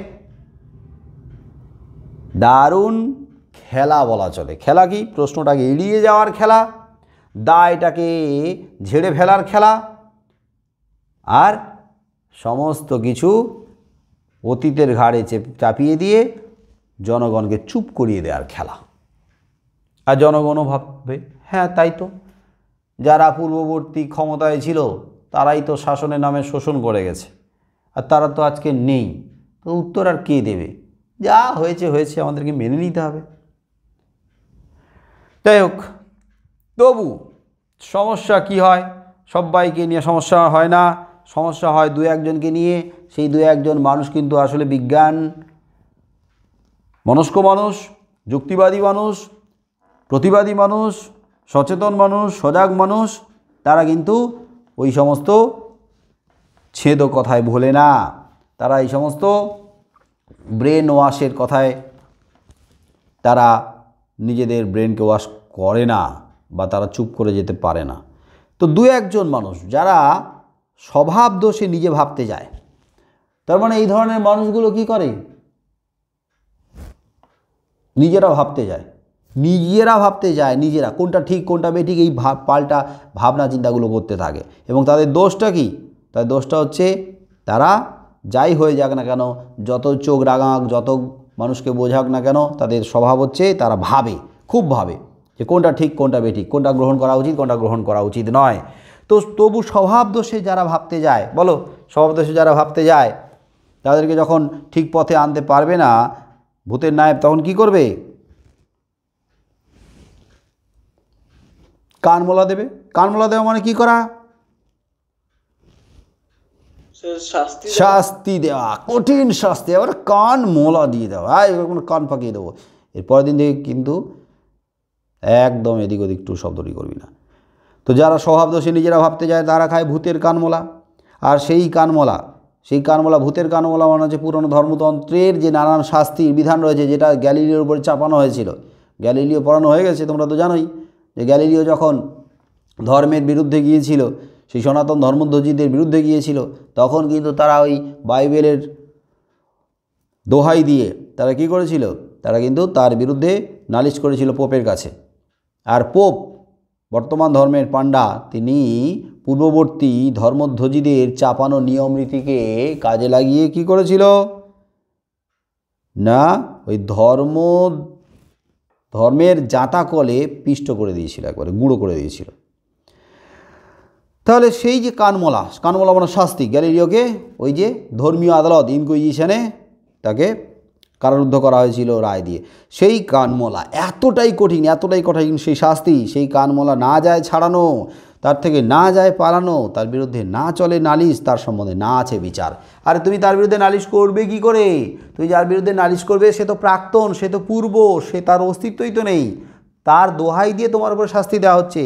তোমার ওপরে আসা শাস্তি যে দিচ্ছে সে তো বলবে যে আমি তো শাস্তি দিচ্ছি না, আমার শাস্তি আমার পূর্বপুরুষেরাই দিচ্ছে। তাহলে সেই শাস্তির বিরুদ্ধে, সেই কঠিন শাস্তির বিরুদ্ধে তুমি যে নালিশটা করবে, সে নালিশটা তুমি কার বিরুদ্ধে করবে? যার বিরুদ্ধে করবে তাকে তো তুমি দেখতেই পাচ্ছ না। তাহলে তার বিরুদ্ধে কোনো নালিশ চলে না, তার সম্বন্ধে কোনো বিচার চলে না। তো দেশশুদ্ধ লোক ভূতগ্রস্ত হয়ে চোখ বুজে চলে, অতএব দেশশুদ্ধ লোক মেনে নিয়েছে এইভাবেই থাকতে হবে, ভূতগ্রস্ত হয়ে ভূতের তত্ত্বাবধানে চোখ বুজে চলে তারা এগিয়ে চলেছে। বলো, চোখ বুজে চলা মানে এক অর্থে কী বোঝানো হয়েছে? আমার এই যে চোখ আছে, এই চোখটা যদি আমি বুঝে বুঝে চলি, তার ব্যাপারটা কী দাঁড়ালো? ব্যাপারটাকে মেনে নিয়েছি, ব্যাপারটার সাথে খাপ খাইয়ে পরিস্থিতিটাকে মেনে নিয়েছি, পরিস্থিতিটাকে চোখ থেকেও অন্ধের ভান করছি। আমি এই যে চোখ আছে, আমি চোখটাকে বন্ধ করে হাত রাখছি, তার মানে চোখ থেকেও অন্ধের ভান করা, তার মানে দেখেও না দেখার ভান করা। তার মানে চোখ বুজে চলা মানে যা চলছে সেই গতানুগতিকতার স্রোতে, মানে গড্ডলিকা প্রবাহে গা ভাসিয়ে দেওয়া। আমার পূর্বপুরুষেরা এইভাবে চলে আসছে চোখ বুজে, তা আমরাও চোখ বুজে চলছি। তাহলে তো আমরা পূর্বপুরুষের যোগ্য সন্তান হলাম নাকি? আমার বাপ ঠাকুর তার চোখ বুজে চলতো, তা আমি যদি চোখ খুলে চলি তাহলে প্রশ্ন তৈরি হবে না? কি তৈরি হবে কি না?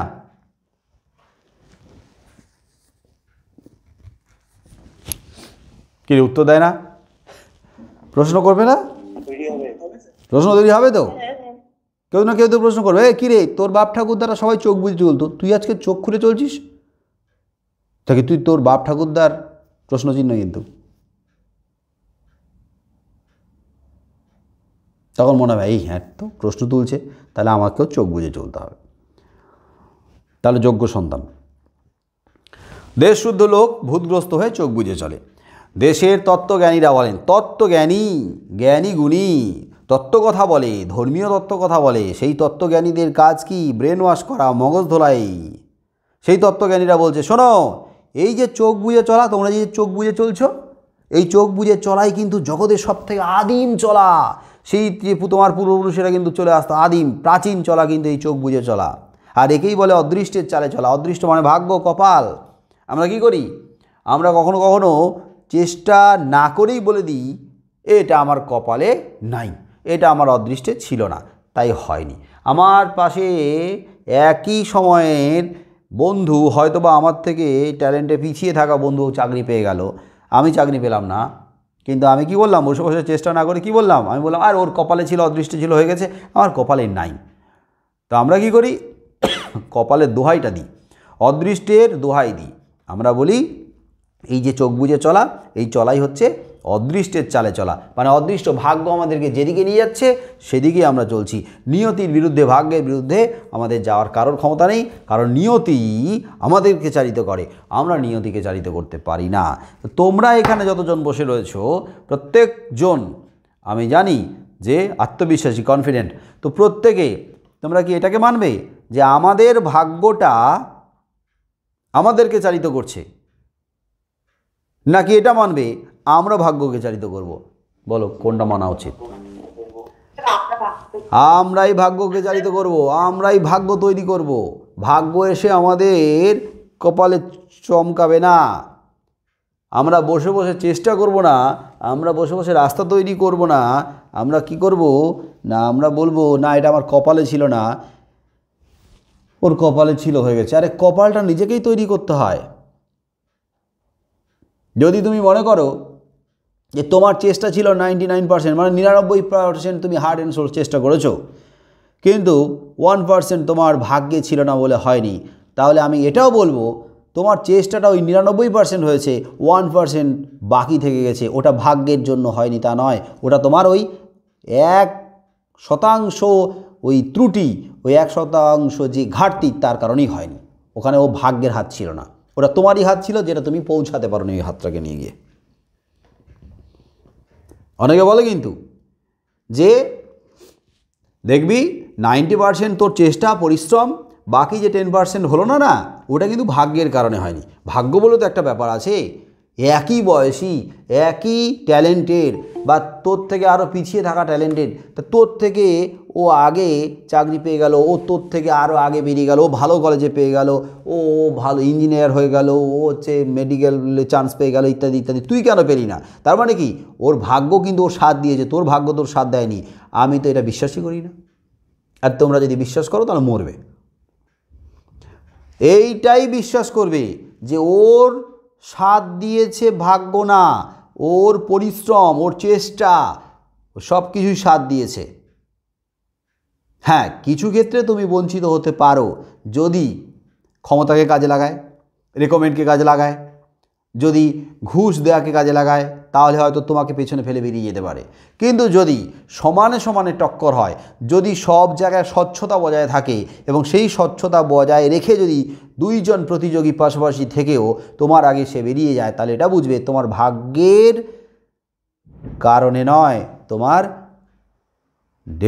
ডেফিসিয়েন্সি, তোমার ঘাটতি, কোথাও না কোথাও তুমি পরিশ্রমে ঘাটতি রেখে দিয়েছিলে, তোমার ত্রুটি বিচ্যুতি থেকে গিয়েছিল, তার জন্য তুমি পিছিয়ে পড়েছ।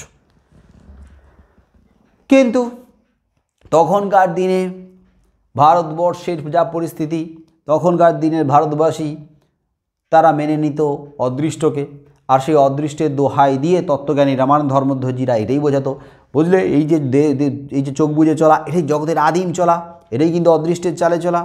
আর দেখো সৃষ্টির প্রথম যখন প্রাণের সৃষ্টি হয়েছে, তখন কিন্তু ওই এক চক্ষু কীটাণু যারা, সেই এক চোখ কে দেখতো, একচক্ষু কীটাণু ছোটো ছোটো কীট, তারা কিন্তু এরকম চলা চলতো। একচক্ষু কীটাণুরা কীরকম চলা চলতো? যার দুটো চোখ আছে সে দুদিকে ভালো করে দেখে চলতে পারে, যার একটা চোখ আছে সে একদিকে সোজা যাবে। তাহলে একচক্ষু কীটাণুরা এই চলা চলতো। এই চলা বলতে একটানা যেদিকে যাচ্ছে সেদিকেই চলে যাচ্ছে, সেদিকেই চলে যাচ্ছে, স্রোতের উল্টো দিকে চলতো না। তাহলে চক্ষুহীন কীটাণুরা মানে যার চোখ নেই, তার মানে একদম চোখ বুজে চলবে, কি সে একবার অন্ধভাবে চলবে। তাহলে সৃষ্টির প্রথমে এই চক্ষুহীন কীটাণুরা, যাদের চোখ নেই, তারা কিন্তু ওই চলা চলতো, মানে চোখ বুজে চলতো, অন্ধভাবে চলতো। আর ওই চোখ বুজে চলতো কারা? ঘাস, গাছ। দেখো আজকেরও সেই ঘাসের মধ্যে, গাছের মধ্যে ওই চলার আভাস প্রচলিত। বলো তো কী চলার আভাস প্রচলিত?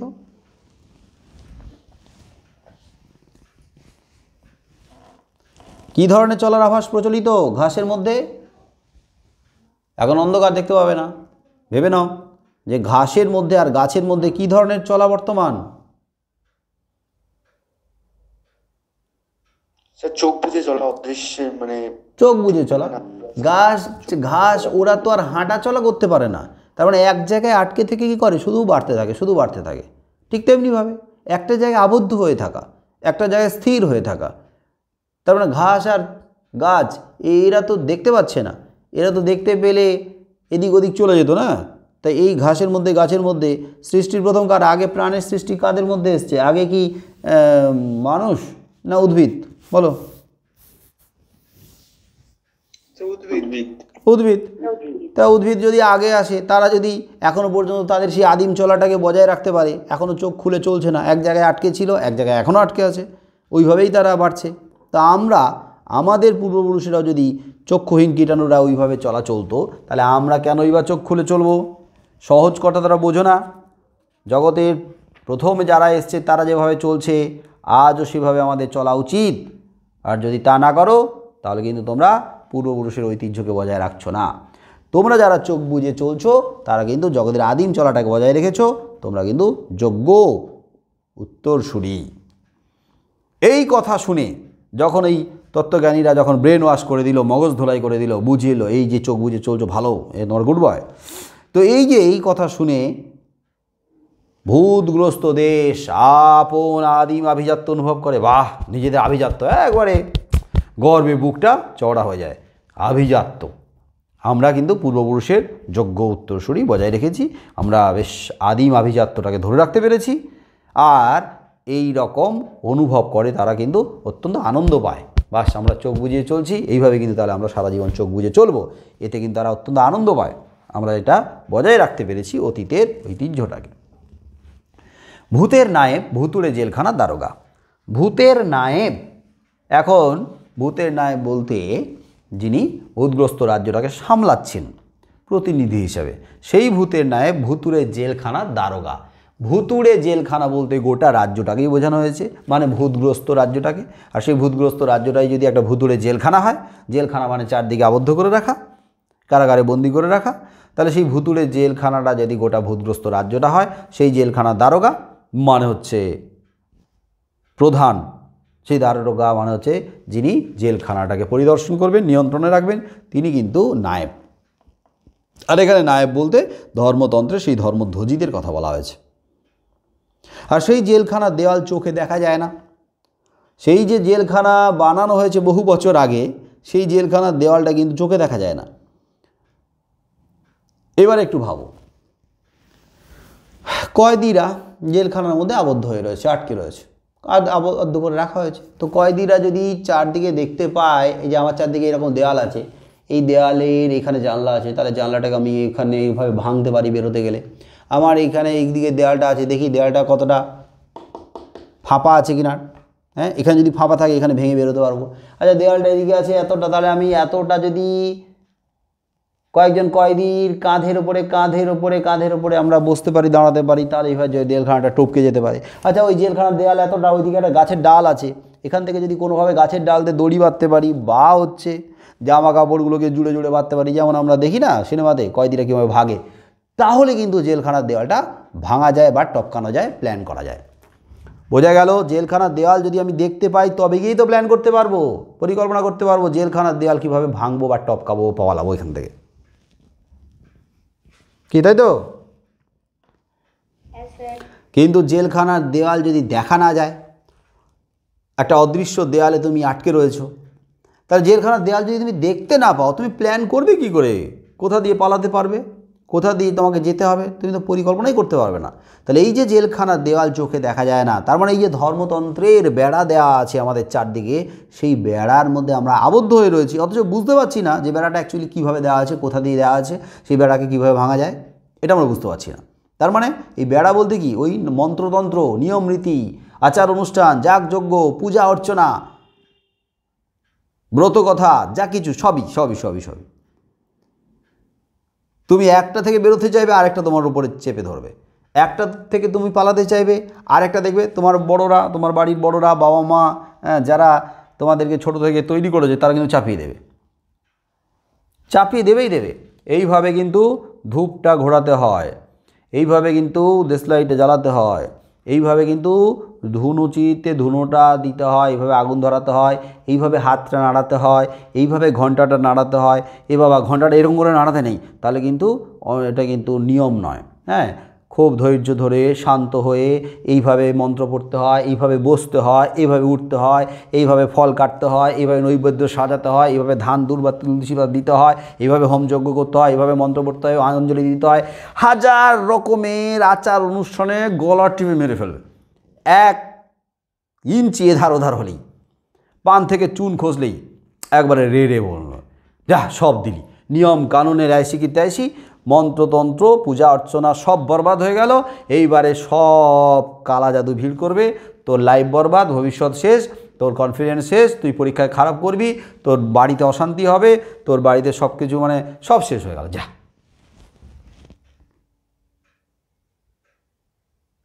সব শেষ।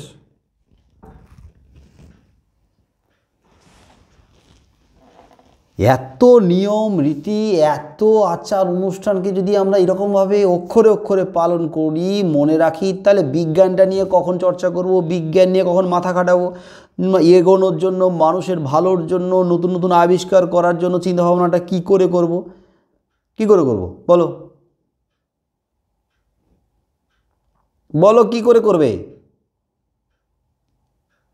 সকাল থেকে রাত পর্যন্ত যদি এই রকম নিয়ম রীতি আচার অনুষ্ঠানকে মেনে চলতে হয়, তাহলে নতুন করে চিন্তাভাবনাটা কি করে করবে, বিজ্ঞানকে নিয়ে কি করে এগোবে?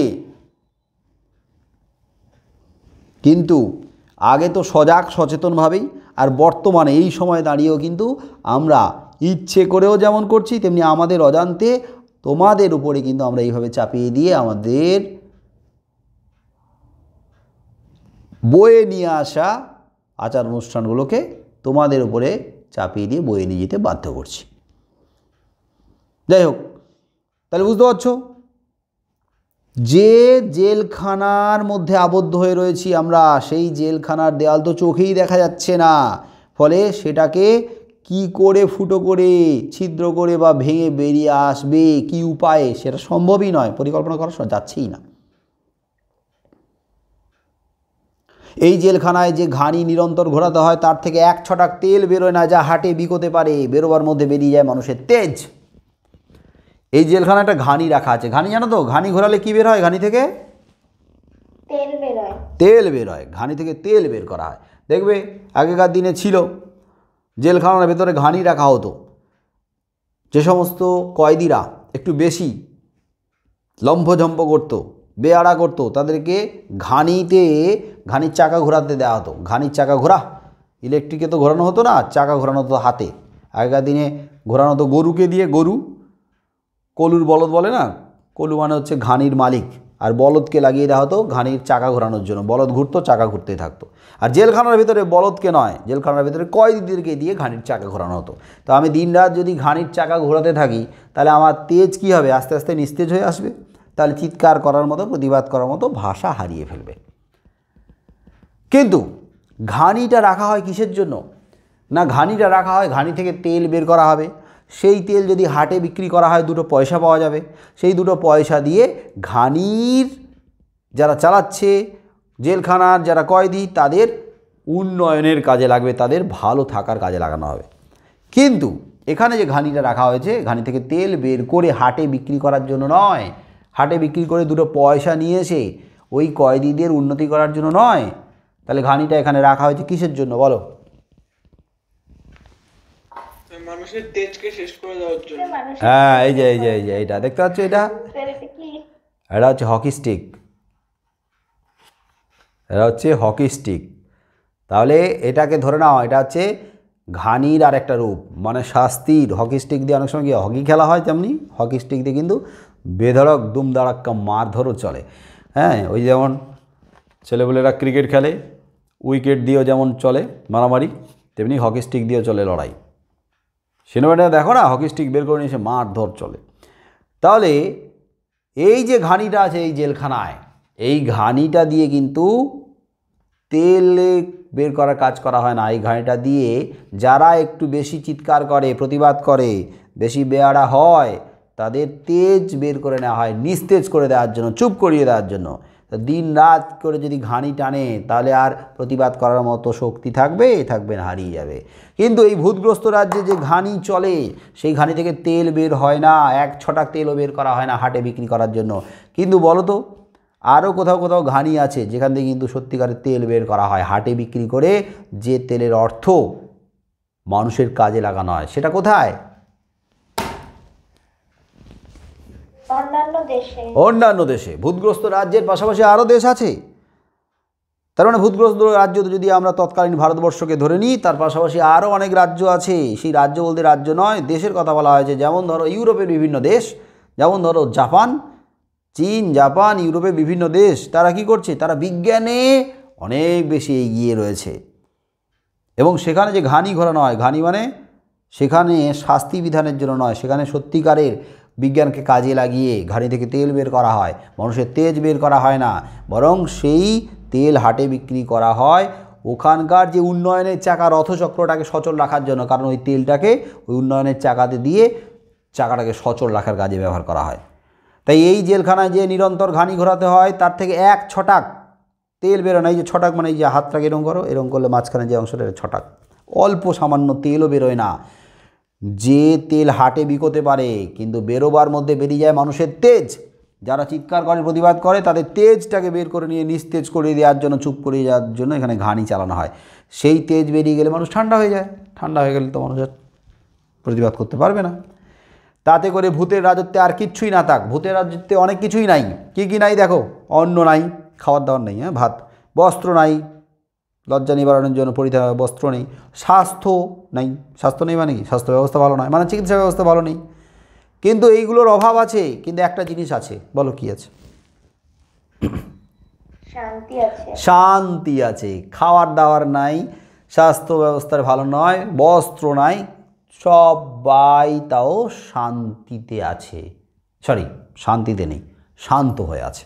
তার মানে রাজ্যে শান্তি আছে, রাজ্যে কেউ চিৎকার করছে না।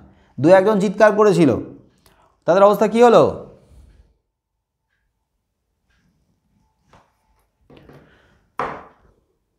কি হলো? ঘানিতে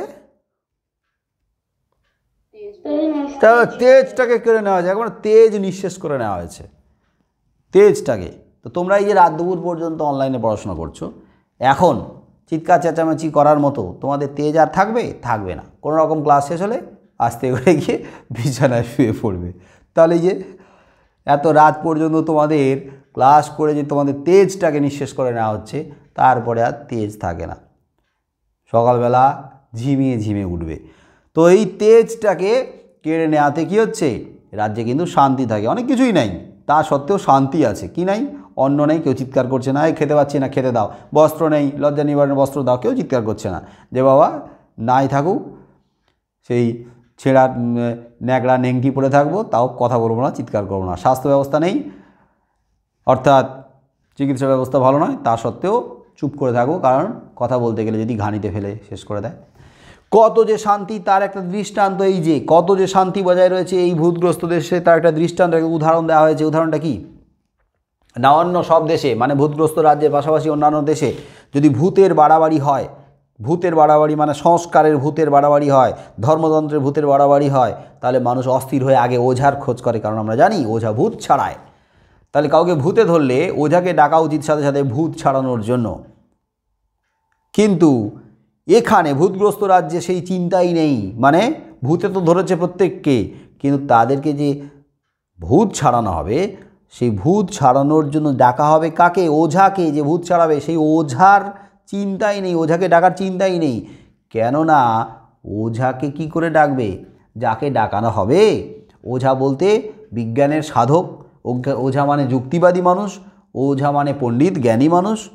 তো যাকে দিয়ে ভূত ছাড়ানো হবে, মানে সংস্কারের ভূতটাকে ছাড়ানো হবে, সেই ওঝা মানে সেই বিজ্ঞান মনস্ক মানুষ হিসেবে আমরা যাকে বুঝবো, সেই ব্যক্তিকেই তো আগে ভাগে ভূতে পেয়ে বসেছে। তার মানে বিজ্ঞান মনস্ক ব্যক্তি যদি নিজে সংস্কারাচ্ছন্ন হয়, সে এসে সে ভূতটা কি করে সংস্কারের ভূতটা ঝাড়বে? সে তো ভূত ঝাড়তে পারবে না। সে মুখে বলবে হ্যাঁ সংস্কারের ভূতটাকে ঝেড়ে ফেলা উচিত, কিন্তু সে নিজেই সংস্কারকে মানে। আমি প্রথম দিনই বলেছিলাম যে বিজ্ঞান মনস্ক মানুষ, যুক্তিবাদী মানুষ, আত্মবিশ্বাসী মানুষ প্রত্যেকে শিক্ষা দিচ্ছে, সুপ্ত চেতনাটাকে উদয় করার চেষ্টা করছে, কিন্তু দিনের শেষে দেখা যাচ্ছে তার হাতেও পাথর, আংটি, সেও মন্ত্রতন্ত্র, যাগযজ্ঞ, পুজো অর্চনা, আচার অনুষ্ঠানকে বিশ্বাস করে। তাহলে যে মানুষটা শিক্ষা দেবে সে নিজেই যদি বিশ্বাস করে সংস্কারকে, আচার অনুষ্ঠানকে, নিয়ম নীতিকে, তো সেই মানুষটার শিক্ষা দেওয়া বাস্তবের সঙ্গে তার মানা, দুটোর মধ্যে আকাশ পাতাল পার্থক্য। তাহলে কেন মানুষ তাকে মানবে? এটাই হচ্ছে প্রশ্ন। কারণ যে জ্ঞানের কথা বলবে, যে নীতির কথা বলবে, যে উপদেশের কথা বলবে, সেই মানুষটাই যদি নীতিটাকে না মানে, আদর্শটাকে না মানে, তাহলে তার কথা কে শুনবে? তাকে কে মানবে? কি তাকে মানবে কেউ? না স্যার, মানবে না। না স্যার। সত্যি তাই।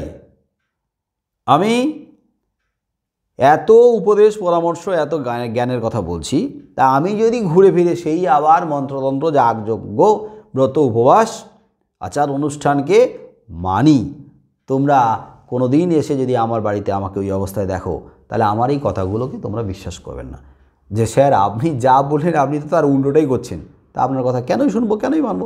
আসলে ব্যাপারটা তা নয়। ব্যাপারটা হচ্ছে আমরাও কোথাও না কোথাও আমাদের অজান্তে এমনভাবে আষ্টে পৃষ্ঠে বেঁধে রয়েছি, আমাদের মানসিক অবস্থাটা এমন জায়গায় আটকে আছে, সেখান থেকে আমাদের বেরিয়ে আসাটাও কঠিন হয়ে দাঁড়াচ্ছে। কোথাও না কোথাও ইচ্ছে থাকলেও হয়তো উপায় থাকছে না। এই কারণে শতাব্দীর পর শতাব্দী ধরে চলে আসা এই ধর্মতন্ত্রের কঙ্কালটাকে আজও আমরা বয়ে বেড়াচ্ছি, আর সেটাই আমাদের চলার পথে অন্তরায়, বাধা হয়ে দাঁড়িয়ে আছে। কিভাবে এখান থেকে সরে আসবে, কিভাবে এখান থেকে বেরিয়ে আসবে, কিভাবে আমাদের ঘাটটাকে, এই সংস্কারের ভূতটা ঘাট থেকে চিরকালের জন্য ছেড়ে ফেলবে, সেটা সত্যি চিন্তা করতে হবে। শুধু চিন্তা নয়, ওটাকে মানতে হবে, মেনে চলতে হবে। তো আর একদিন আমি সময় নেব, তবে গিয়ে শেষ করতে পারবো আশা করা যায়। হ্যাঁ, আর একদিন লাগবে শেষ করার জন্য। বুঝে গেছো কথাগুলো?